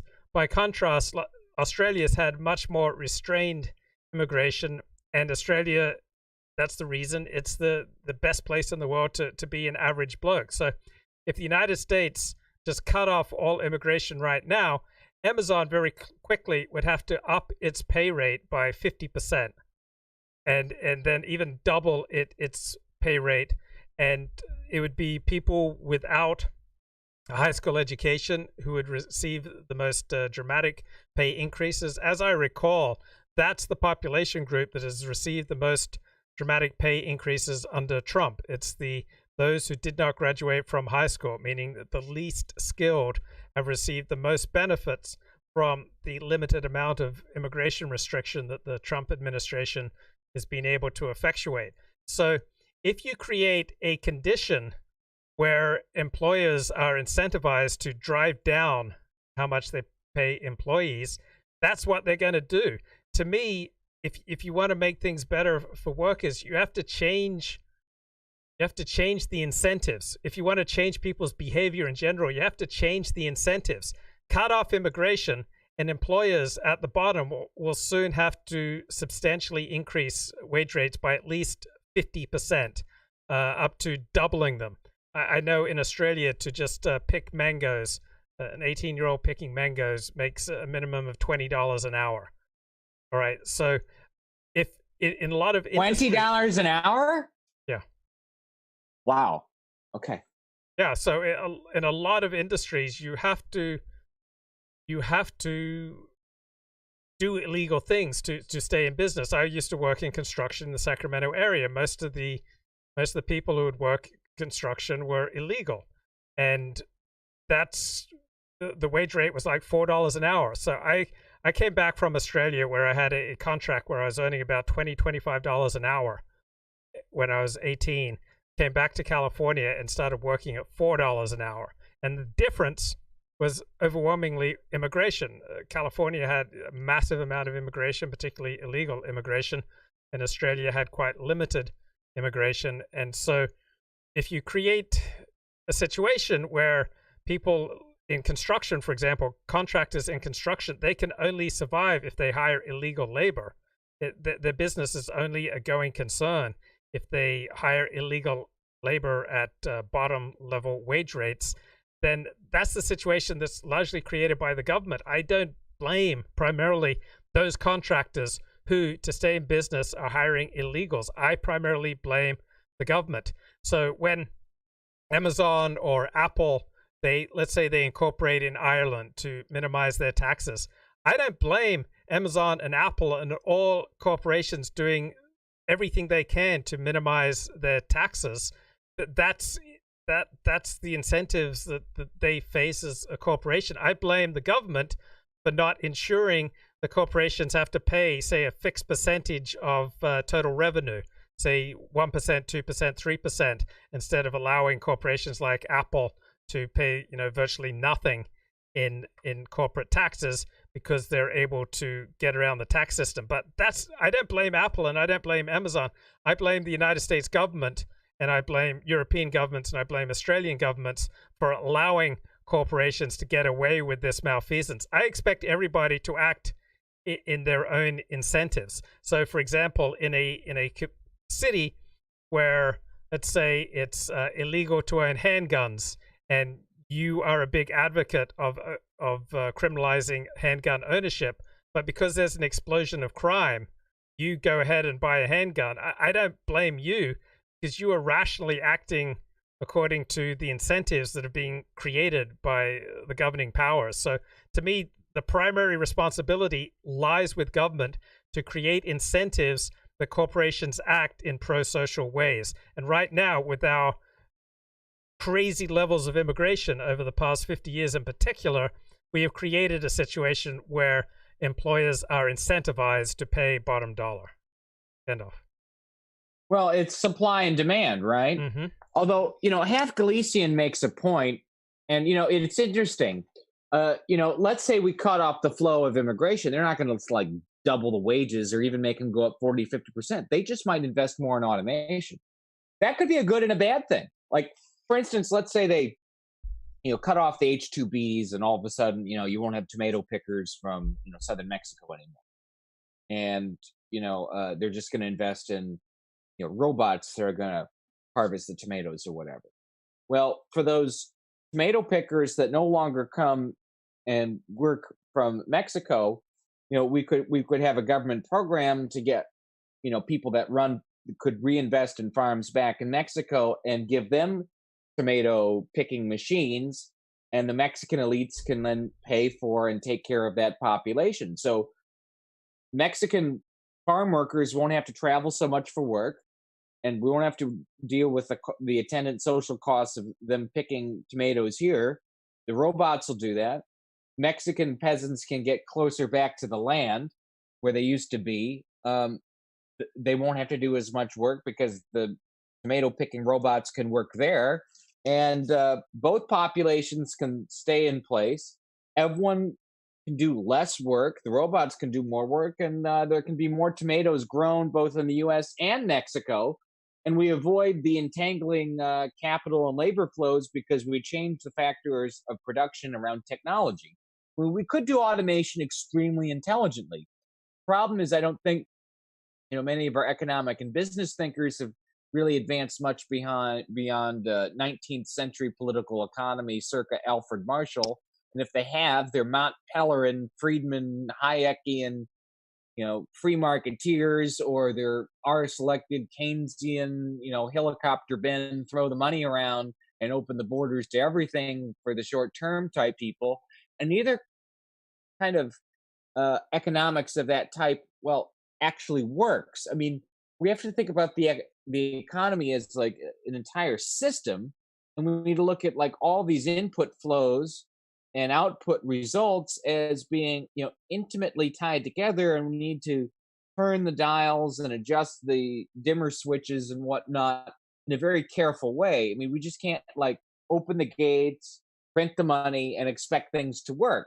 And neither can we let corporations run tax and regulation policies and have that work. I mean, if companies are going to seek tax shelters and or use and exploit, actually, because it's usually exploit migrants under the table, it's under a Gandalfian administration, rip goes your corporate charter, and you're going to have to renegotiate, and any crimes that are committed to abuse taxpayers, abuse subsidies, abuse workers, even non-citizen workers, you're going to have to answer for it. I want things to work.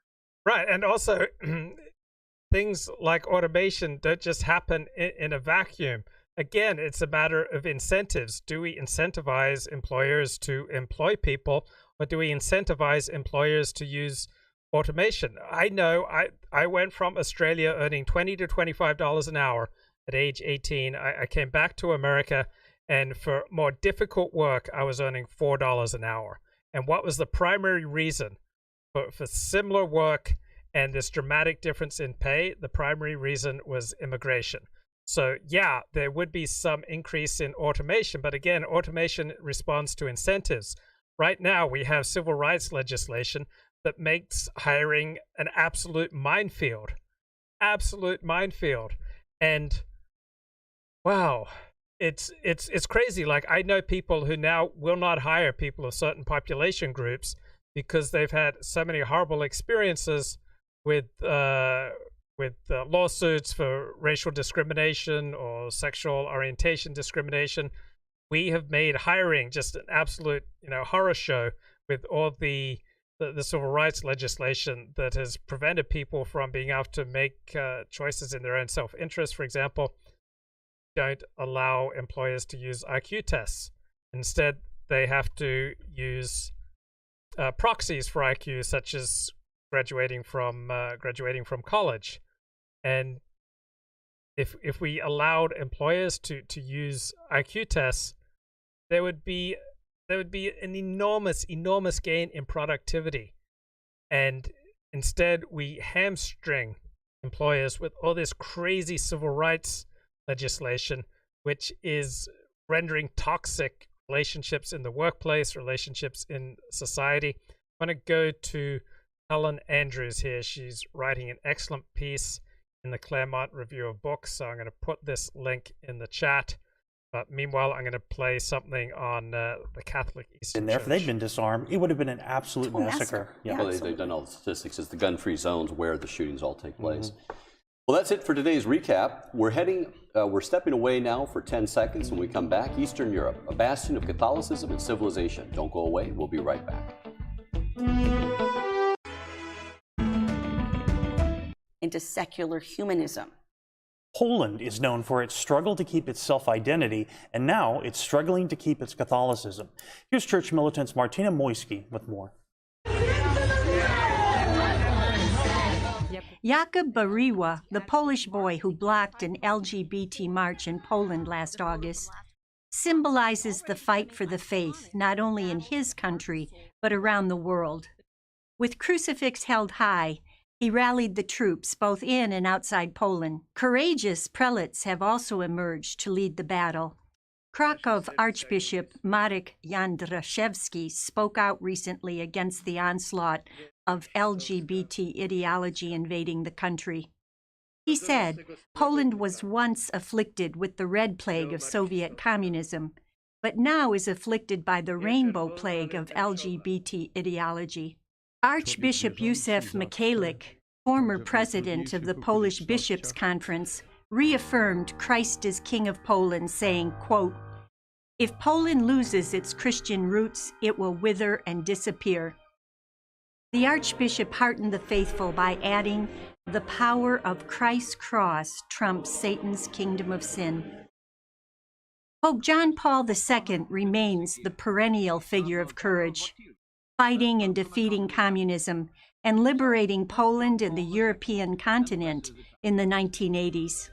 The Poles have for centuries looked to Our Lady of Czestochowa in times of peril.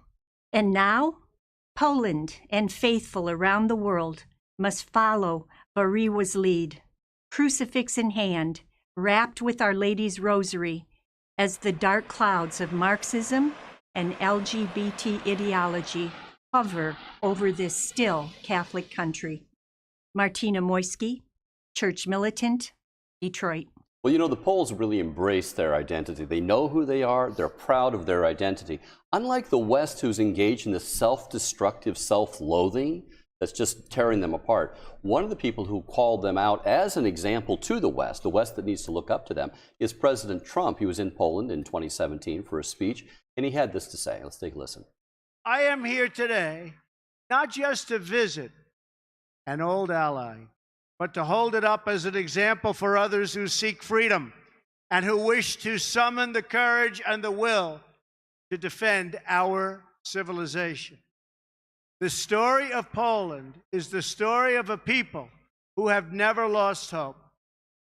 Okay, I want to go to Helen Andrews' essay in the Claremont Review of Books, "The Law That Ate the Constitution." during a Democratic town hall event hosted by the Human Rights Campaign and CNN on October 10, 2019. Then candidate Beto O'Rourke proposed revoking the tax-exempt status of churches and religious organizations that, wait for it, oppose gay marriage. There can be no reward, no benefit, no tax break, he intoned, for anyone or any institution, any organization in America that denies the full human rights and the full civil rights of every single one of us. O'Rourke's abuse of the term civil rights, his pandering attempt to borrow the moral grandeur of 1964 to abrogate the First Amendment, no longer an anomaly. On the contrary, as Christopher Caldwell so ably shows in his new book, The Age of Entitlement, his remark is a perfect example of what civil rights has come to mean. Caldwell argues the United States now has two constitutions. The first one is the one on the books. The second one arose in the 1960s and replaced the old liberties with new incompatible ones based on group identities. Much of what we have called polarization or instability in recent years is something more grave. It is the disagreement over which of the two constitutions shall prevail. More bracing still, puts the blame for this crisis on the most sacred totem in American politics, our civil rights legislation. Okay, Gandalf, anything you've heard in the last 10 minutes you want to comment on? Yeah, a lot. First, the reason I sent you that video about Catholic Poland, I was on with Claire this morning, and, I was talking about, the moral authority of the Catholic Church. Now, Poland is a very strict Catholic identity. It separates them from Protestant or Protestantizing Holy Roman Empire and the Orthodox, mostly Russian Orthodox East. And, they're very proud of their Catholic identity. It seems like there's been slight resurgence in Catholic identity in this, Muslim invasion crisis mindset that these people are in Europe, I guess, whatever. At least that's how they're framing it. But I said, I've told Claire, the Catholic Church has no moral authority on quote unquote sodomy, which in medieval times was considered, a sin that cried out to heaven for justice. Because, Vaticanologists, if that's a term, that look at what goes on there, something like 70 to 80% of people in the College of Cardinals that reside in Rome and all of their clerical underlings, are, gay. But like if you went to the Wrigley, here where I live, Wrigley Field, the baseball stadium, is right in the middle of the gay neighborhood, and probably only 20 to 30% of the people that live in that neighborhood probably are gay. So it's like, and Pope Benedict, for all this talk that, maybe Nick Fuentes and others have, he's the stalwart of tradition. He dressed in ruby red slippers and had the most effeminate voice and evil maniacal look you can imagine. It's like, I appreciate the devoutness of Catholics, but like, of the three Abrahamic religions, and maybe this goes back to just my experience of the institutional churches, of the three Abrahamic religions, just because it's my own background, I just have such a huge problem with Christianity. And, I don't know if we're going to quote unquote save Europe if Christianity is going to work, because the religion, it's seeming to come back a little bit, but it's very much, to quote Oswald Spengler, kind of a second religiousness. Yeah. Let me go back here to interesting essay and brave essay in the Claremont Review of Books based on this brave new book by Christopher Caldwell, saying we need to choose between our two constitutions. Caldwell's previous book, Reflections on the Revolution in Europe, 2009, was about the wave of immigrants from the Third World that was roiling the continent even in those days before the refugee crisis. It was a prescient book, especially its prediction that ordinary Europeans would not tolerate forever the thicket of euphemisms and taboos that made an advanced degree in sociology a prerequisite for expressing the slightest worry about the way one's country is going. Caldwell was able to cut through that thicket partly because he is erudite, with a dry wit and an eye for the telling detail. It also helped that he was an outsider. Now he is turning on his own country's taboos, and the courage behind his frankness is commensurately greater. There were times in the history of Ireland during the agitations of the 19th century when it was impossible to get a jury conviction against any nationalist, even for cold-blooded murder, because Irish jurors either sympathized with the cause or else feared that anyone who voted to convict would be killed next. Britain therefore had to make certain crimes subject to trial by magistrate, using state of emergency laws known as the Coercion Acts, renewed annually by Parliament.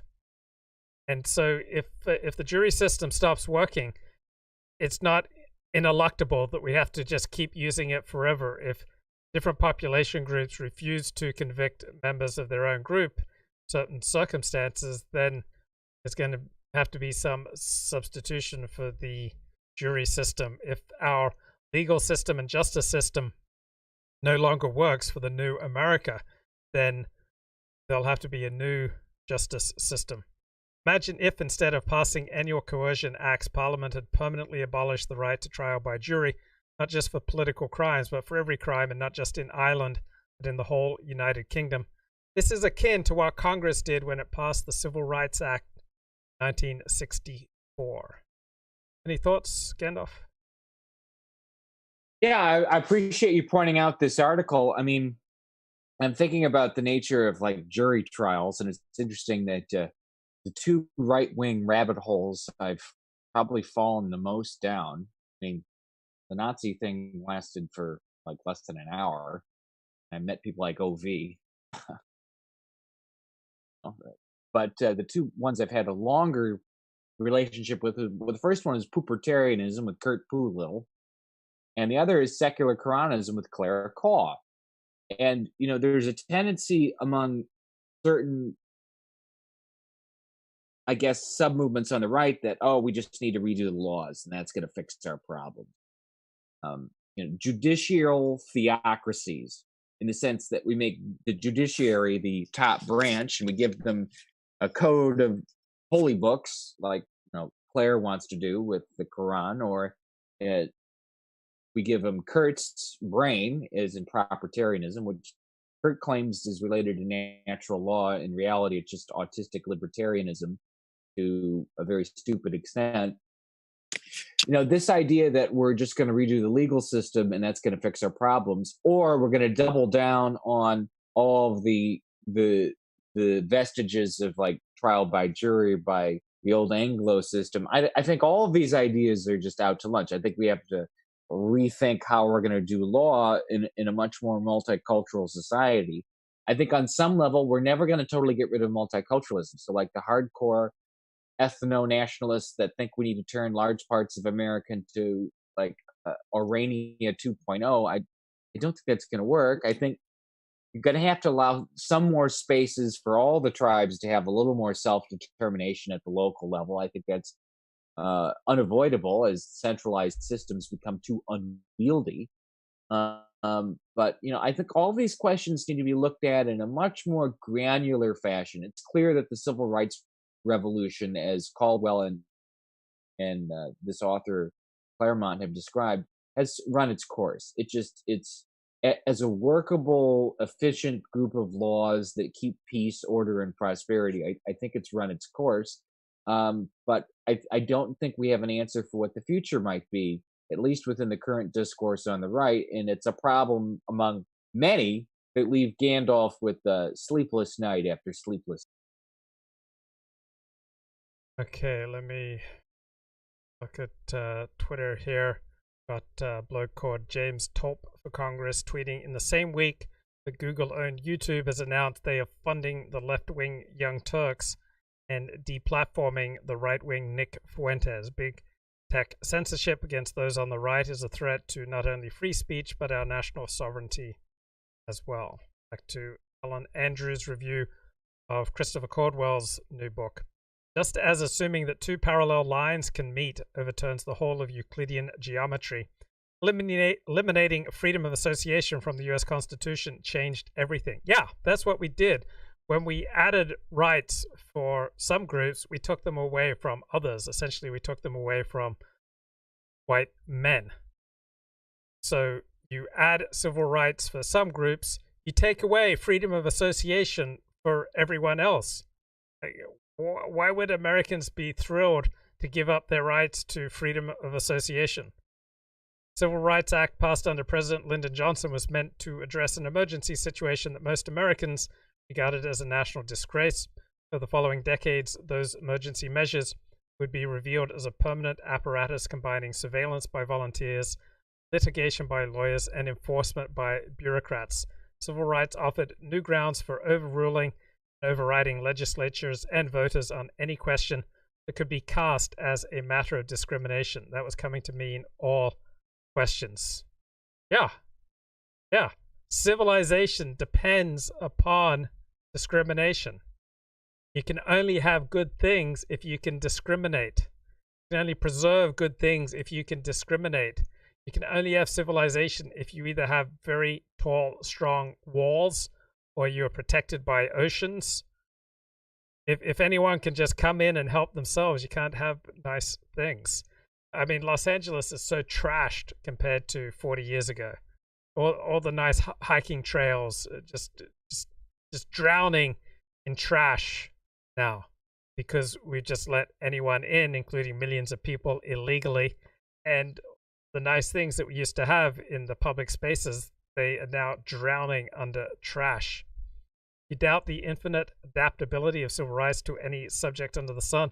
Consider the multifarious uses to which it has been put. Last year, University of Missouri, Kansas City took down student art supporting the Hong Kong protests after pro-Beijing Chinese students complained it was discriminatory hate speech. Second Circuit Court of Appeals ruled that a New York ban on euthanasia violated the civil rights of patients who wanted to be euthanized by treating them differently than similarly situated patients who could arrange to die simply by refusing further treatment. There are pavilion-sized homeless encampments on the streets of Los Angeles. Employers can hire illegal immigrants with relative impunity. Gay marriage is the law of the land. All this because of civil rights law. Gandalf, do you want to add anything? Yeah, I mean, I run across more and more the heritage population for which those laws were originally focused, that now see that these laws are being used to prop up Asians, Latinos, and the alphabet soup sexual minorities.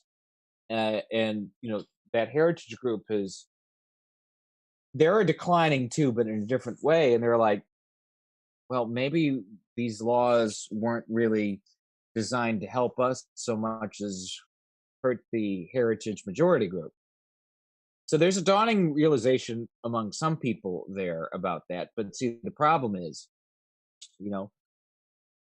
that group has benefited, and to some degree, if we'd been more explicit about how we use the 1964 civil rights laws, there's a part of me which still might have supported them, because I don't really have any particular preternatural disgust for that population. But on the other hand, because there's so many tribes, and all these other non-European tribes actually don't associate with each other that well and don't really want to, that I think the only way forward is that the civil rights of the future will have to be new freedoms of association, where we find out separate spaces, and that'll probably be like homes, schools, churches, clubs, places like that, and then common spaces. And the common spaces might have to be areas that are like public infrastructure, commerce, things like that. And we're going to have new civil rights and new civil duties, and figure out a way where we can all interact more peacefully. And I think we just have to reconsider the entire architecture here, just so that it's legible and that it works, so that everyone who contributes to this society and wants to get along with other people can do so. Okay, I want to get back to our subject title, the spirituality of 12-step groups. Yes, go to meetings. Yes, talk to AA members. Yes, read the literature. But don't forget the grapevine. And may I suggest to you who are members of Alcoholics Anonymous, especially these days where AA varies in places, that if you are trying to help professionals understand your fellowship and program, you suggest and perhaps even make available to them the grapevine. What's a one-year subscription? $8, $10, something like that. Most professionals can afford that. Historians can't, but most other professionals, treatment professionals can. From their own ongoing experience, what this source reveals is that members of Alcoholics Anonymous work out a way of life that involved a way of thinking that became incorporated in the language of recovery. Notice where I've gone So the Grapevine is the AA newsletter. Way of life. AA presents itself that way. Any way of life contains a way of thinking. And the way of thinking became incorporated in a language of recovery, a way of seeing, a way of thinking about, a way of feeling, a way of responding to, a way of experiencing and expressing reality. And this way of life emerges precisely from the practice of telling stories of what we used to be like, what happened, and what we are like now.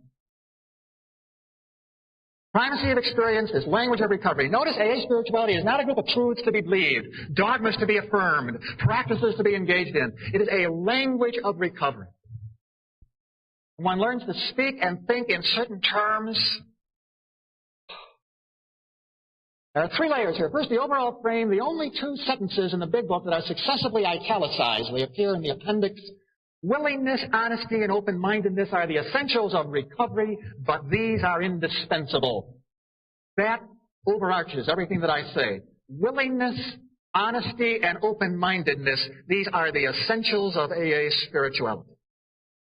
Okay, so it's important, I think, to come to terms with the things that we cannot control, and we cannot control America's civil rights legislation. We can argue about it, we can argue about how it should be applied, but in the end, there's no sense getting beaten out of shape about things that we cannot control. We can't control YouTube censorship policies, so let's make peace with reality and let's find the courage to change the things that we can change. Back to this Helen Andrews essay. This metastasis was contrary to the explicit assurances of the original sponsors of the 1964 Civil Rights Law. Senator Hubert Humphrey famously promised to eat the paper on which the bill was printed if it were found to require anything as ambitious as racial preferences in hiring. He also promised that it would create only about 400 permanent new federal jobs. Within 10 years, the Justice Department's Civil Rights Division alone had more than twice that number. The bill does not permit the federal government to interfere with the day-to-day operations of a business, promised Representative William McCullough of Ohio, ranking Republican on the House Judiciary Committee. Did not tell a bank to whom it may or may not make a loan, or a landlord to whom he must sell, rent, lease, or otherwise use his real estate, but it did. And the major cause of the housing crisis, which led to the global financial recession 2008, was that the government started mandating that lenders extend loans to politically protected groups who did not have the credit scores, the documented income to be worthy of such loans. Very shortly, those groups started defaulting on their loans, and the mortgage industry, which was the most safe, the most solid mortgage industry-backed bonds, safest investment around, crashed because the government mandated that lenders extend loans to politically protected groups whose credit scores showed that they were not worthy of such loans, that they were bad risks. The 1964 Civil Rights Law and its 1968 successor did do all of that and more. One of Christopher Caldwell's most provocative arguments is his rejection of the belief, common among conservatives, that there is a good civil rights law buried beneath the quotas and diktats, and that once the country came to its senses and rejected this optional radical regime, it could have the good civil rights regime back. Even in its original incarnation, civil rights law required employers to collect extensive demographic data of their workers, institute grievance procedures and performance reviews, hire human resource directors to enforce the new rules. Caldwell aptly compares them to 20th century commissars, and most far-reaching of all, impose strict censorship on what their employees were allowed to say. Political correctness is simply the cultural effect of the basic enforcement powers of civil rights law. Cites Los Angeles Dodgers general manager Al Campanis, who was fired in 1987 by the team he'd worked for since 1943 after an interview in which Ted Koppel of Nightline asked him about the lack of black executives in Major League Baseball. Campanis gave a thoughtful answer, pointing out that team managers don't get paid very much and well-known black players might prefer other opportunities. He then got flustered when Koppel called his answers baloney and garbage and offered a rambling second answer that ended with him speculating that maybe black men are poor swimmers because they don't have the buoyancy. Today we attribute outrage storms to social media, But organizations like the Dodgers don't cave just because they're afraid of bad publicity. They do it because they're afraid of lawsuits. Comments like "Campanis is not actionable in themselves" can serve in an anti-discrimination case as evidence of a hostile work environment or covert bias. Comments need not even be made in the workplace. In a 1987 lawsuit brought by a female English professor claiming Boston University had wrongly denied her tenure because of her sex, her case partly rested on a speech given years earlier by the university president. She made standard socially conservative points about working women and child rearing. The district court ruled that Boston University had indeed acted out of sexism and ordered the school to give the woman tenure plus $215,000. Gandalf, any thoughts? Oh my God. I mean, this is just kind of the judicial nightmare we have. I mean, there are realms of law where intent matters, even in civil cases, not just criminal cases. But, you know, I like the quote that all this civil rights legislation created a whole new generation of commissars. I mean, these people are like trying to read people's minds to find out if they treat someone wrongly because they're wrongly, quote unquote, because in a protected class. Did they do it because the person in a protected class did something wrong, or because the person treating the person wrong from a protected class was treated wrong just because they were a member of that class? I mean, we're creating like Kafka-esque situations layered on top of all this cultural Marxist privilege discourse that is just basically nonsensical. And when you saw what happened to, say, Brett Weinstein and the whole Evergreen College debacle, just becomes an excuse for a bunch of, you know, blue-haired weirdos, I guess, to scream at people. I mean, we've reached a point of just too much insanity, and eventually people are going to have to come to their senses and be like, we have to end this so just society can function, and people just need to live in a lot more peace, and just all of this chaos and rabble rousing, and it's got to end. I mean, I'm, you know, at heart, I'm an obsessively fair person.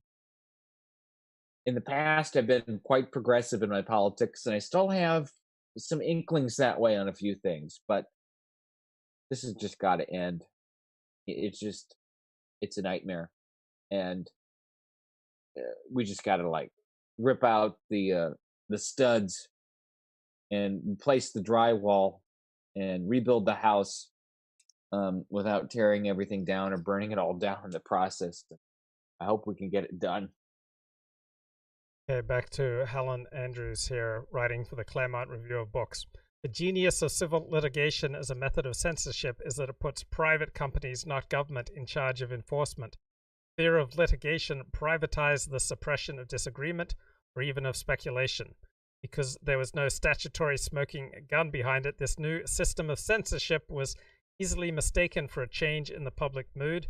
Conservative brains were scrambled by this new situation in which businesses were the bad guys, so they fell back on the tactic of pointing out horror stories of PC overreach, hoping that the sheer ridiculousness of these examples would drive a stake through political correctness. This tactic will never work. Doesn't matter how ridiculous business owners consider the latest PC demands, as long as the law requires them to be vigilant about conduct that can be characterized as discriminatory, they're going to keep enforcing PC rules. Organizations are forced to err on the side of political correctness because civil rights law is fundamentally vague, even self-contradictory. Affirmative action at professional schools is defended on the ground that minority populations are better served if they have doctors and lawyers who look like them. When Walgreens was found to be assigning black managers to stores in certain neighborhoods, on the logic that black customers are better served by managers who look like them, the resulting anti-discrimination case cost the company $24 million to settle. When Ann Hopkins sued Price Waterhouse for sex discrimination for not making her a partner, the court found in Hopkins' favor because the firm had ignored objective criteria, like the dollar value of business brought in favor of subjective measures like personality. Last year, a judge upheld Harvard's admissions policy against the lawsuit brought on behalf of rejected Asian applicants because she found that Harvard must be allowed to ignore objective criteria like test scores in favor of subjective measures like personality. Race-conscious, colorblind, subjective, objective, the less consistent the law is, the more power left-wing activists have to define what the rules really are. The result is to keep ordinary citizens in a constant state of nervous deference. Even speculating, wool gathering, or talking off the cuff was now legally risky. Americans in all walks of life began to talk about the smallest things as if they would have their lives destroyed for holding the wrong opinion. This was a reasonable assumption. The consequences of civil rights law have been as totalitarian as Christopher Caldwell says. Why has the harassed majority not revolted? The short answer is that they tried. Caldwell identifies the election of Ronald Reagan in 1980 as the moment when adherents of the old Constitution fought back.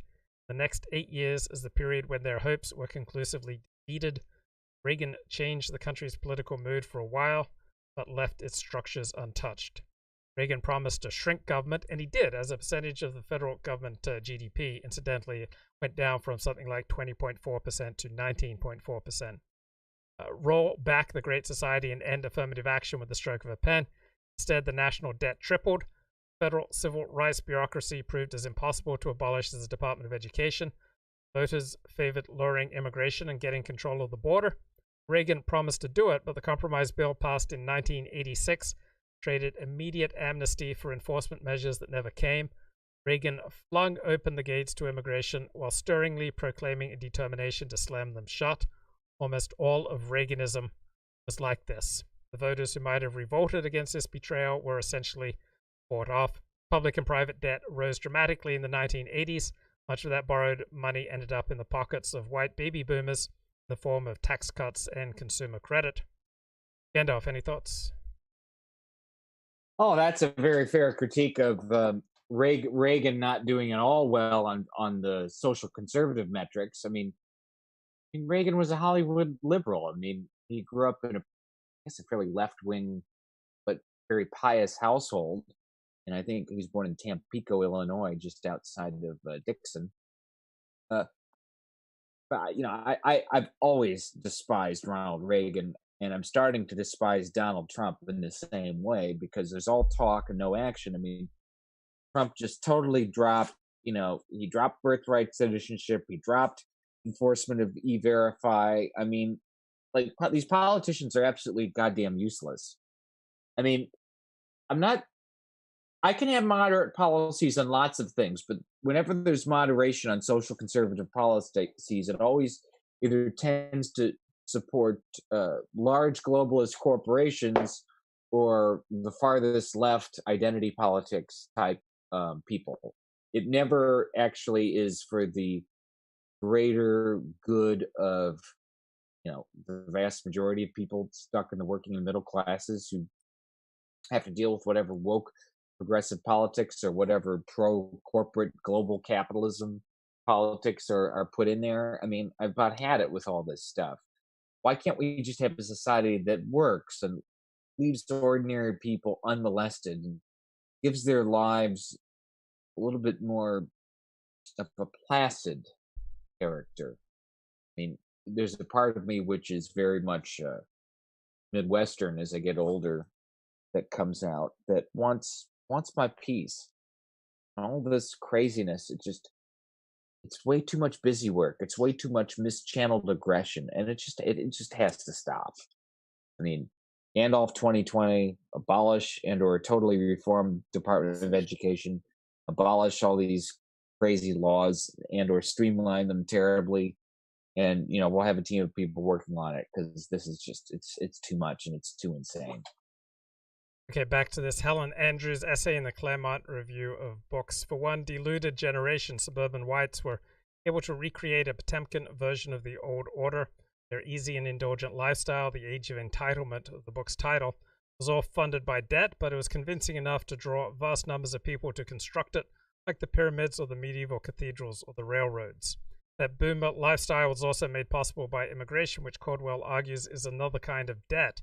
In exchange for cheap labor now, citizens must eventually pay in government services and burdened infrastructure, as well as cultural friction. These debts are conveniently off balance sheet and easily be ignored by those whose position in the social order makes immigration seem to them like an unmitigated boon.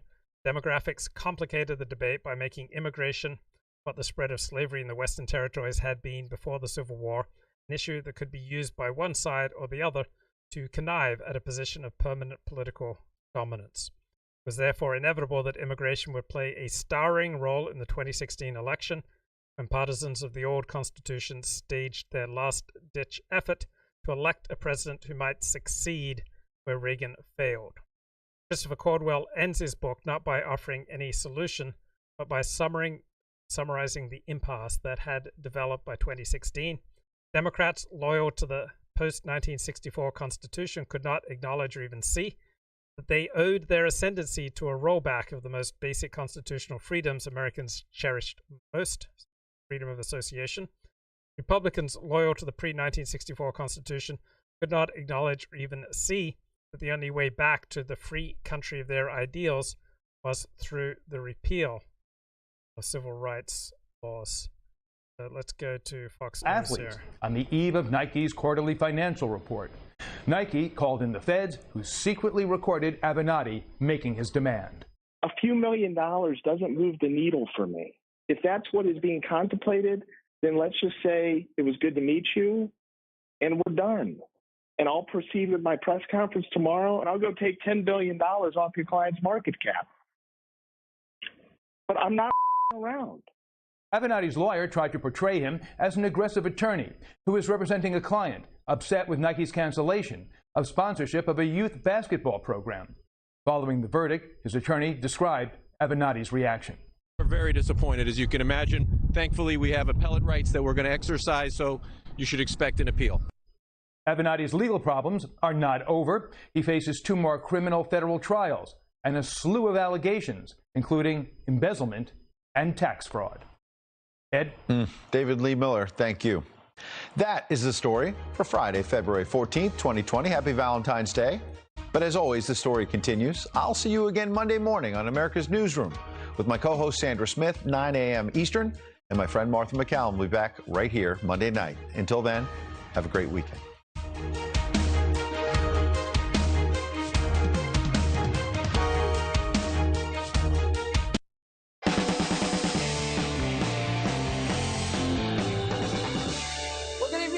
Tucker Carlson tonight. Sadly, it's the end of the road for one of CNN's top presidential picks. Sadly, he's not dropping out. He's behind bars.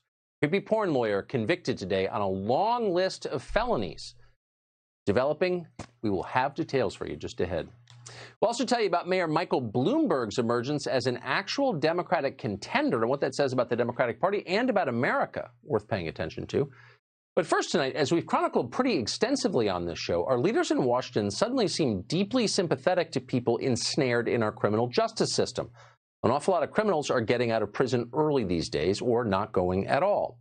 This is compassionate, they tell us, and it may be. Yet somehow those same compassionate impulses don't seem to extend to Roger Stone, one of the president's oldest advisors.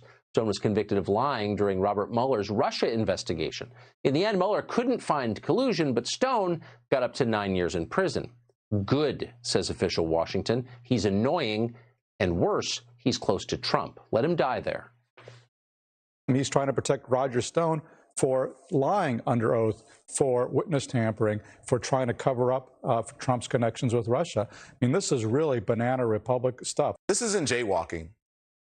It was 7 felonies. It is outrageous. I hope people are infuriated by this. The reason they're doing it is slimy, sleazy, dirty. Roger Stone is somebody I hold in minimum high esteem, so I was not unhappy to see him get 7 to 9.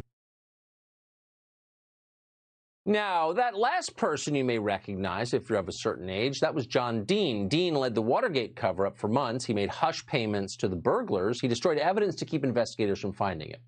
So how much time did he serve for all that? Well, he served 4 months. He's not Roger Stone. He didn't get 9 years. Andrew McCabe isn't Roger Stone either. He won't even serve that. In fact, McCabe will serve nothing at all. which is pretty remarkable if you think about it. As an FBI official, Andy McCabe authorized illegal leaks to the press and then lied to investigators about doing it. McCabe was fired from his job for that, as he should have been.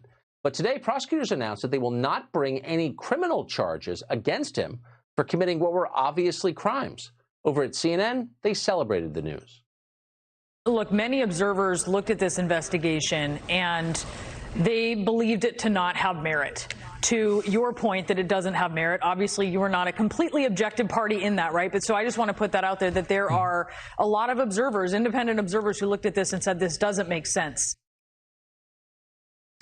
Well, other corrupt former FBI officials were thrilled by the news, too. Lisa Page, who spent months texting her boyfriend Peter Strzok about how to stop Donald Trump, not her job, by the way, as a federal employee, tweeted this: "Cheers, Andy," with a photograph of herself holding a glass of wine. In other words, hey, America, up yours. But McCabe was the one man on the left today who didn't seem happy about the news, believe it or not. He's not grateful that he just dodged an indictment. Instead, he says he's angry. He's the victim here.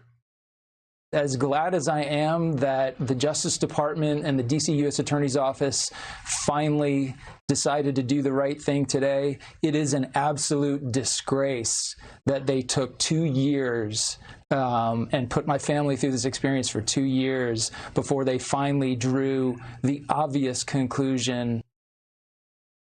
Talk about an ingrate.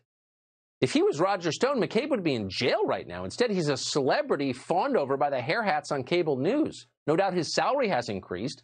He ought to be grateful he didn't get caught supporting Donald Trump 3 years ago. He'd be talking to his lawyer through a glass window right now. And he's not alone.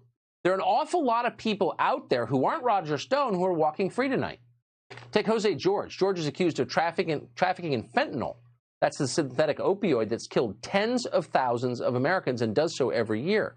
Police have already linked at least one death to the drugs that he sold, allegedly. He was recently arrested in New York State, but police had to release him thanks to New York's new bail law. Even though he was facing life in prison after being charged, he was let go without paying a cent in bail. What's stopping him from trying to flee? Nothing. If he doesn't try, he's stupid. That's what life in New York is like now. That's compassion for those who are not Roger Stone. In November, New York resident Reyes Khan, who was also not Roger Stone, was arrested for domestic violence. ICE requested that he be handed over for possible deportation. New York ignored them and let Khan go. Now he's been arrested for raping and murdering a 92-year-old woman. It's not just in New York, by the way. Across the country, cities are slashing the sentences of people who are not Roger Stone or refusing to prosecute them entirely. In California, Proposition 48 has fueled a wave of car break-ins and shoplifting by criminals who have calculated the potential gains of the crime outweigh the punishment they're likely to get. In the city of Philadelphia, we've told you this story a few times. District Attorney Larry Krasner has refused to prosecute dozens of cases of illegal gun possession. Well, how's that worked out? Exactly as you would expect. Malik Jackson Wallace, for example, was arrested in June 2018 for possessing a gun illegally. Instead of facing charges, he was sent to a diversionary program and released. These are the people who are for gun control for you, by the way, keep in mind.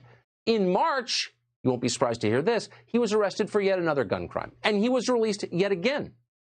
After prosecutors asked for no bail in his case, because he's not Roger Stone. Finally, last June, he was arrested for a third time, this time for murder. So do you see a thread here? What's going on exactly?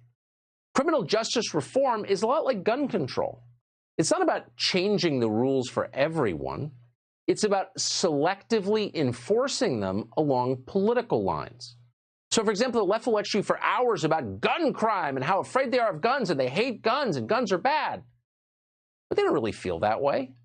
They oppose stop and frisk, which save thousands of lives by taking many thousands of guns off the street. But they're totally opposed to that. Meanwhile, they're working deep into the night, for example, to disarm law-abiding Virginians in rural Virginia who commit essentially no violent crime and are a threat to no one. They're not for gun control. They're for punishing people who don't vote for them. And the same thing is happening here. The left doesn't want criminal justice reform. If they did, they'd be on Roger Stone's side. No.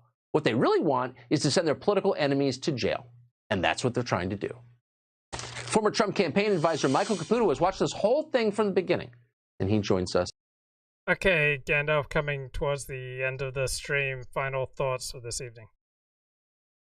Yeah, my God, I was pretty, I was a progressive for most of my life, in part because I like to be fair, but Tucker's story, the Avenatti story, and when you think of Donald Trump, you think of Paul Manafort and his just probably big houses and cars, Roger Stone and his flamboyance and swingers clubs, Michael Cohen and his smarminess, and the other smarmy New York lawyer, Michael Avenatti. I mean, no matter what, I think even Tucker realizes this in some level, Trump just has a little bit of slime around him, too. I mean, our whole society is either slimy or just downright filled with double standards. I mean, we don't prosecute people if they're state actors that do wrong. I mean, Lois Lerner for investigating all of Obama's political opponents.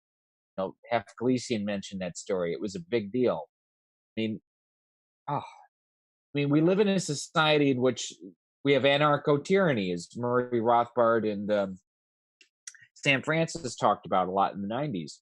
I think we need to get a much better handle on things. I think we need to have a much more sober look at things. I'm hoping next week, as we talk more about the AA stuff and spirituality, we can revisit what I think the character of spirituality is going to be in the decade to come. I think we're in what Spengler called the second religiousness. I think the faith in rational spirituality is declining. We see this with the SJWs and what's left of the rational liberals sort of either signaling to the SJWs or quietly leaving because it's too much to deal with. And among the more fellahin, the peasant classes, and various intellectuals and elites would sympathize with them. All sorts of totally new religious movements that are going to be on the rise that signal the winter Caesarian phase of Faustian Western civilization. Okay, yeah, thanks, Gandalf. Thank you, everyone. I'm going to close here with a couple of minutes of Tony Kurtz, the subject title, AA Approach to Spirituality. Within that frame, I'm going to move from that microphone for a moment. I'm just working, I guess, shout.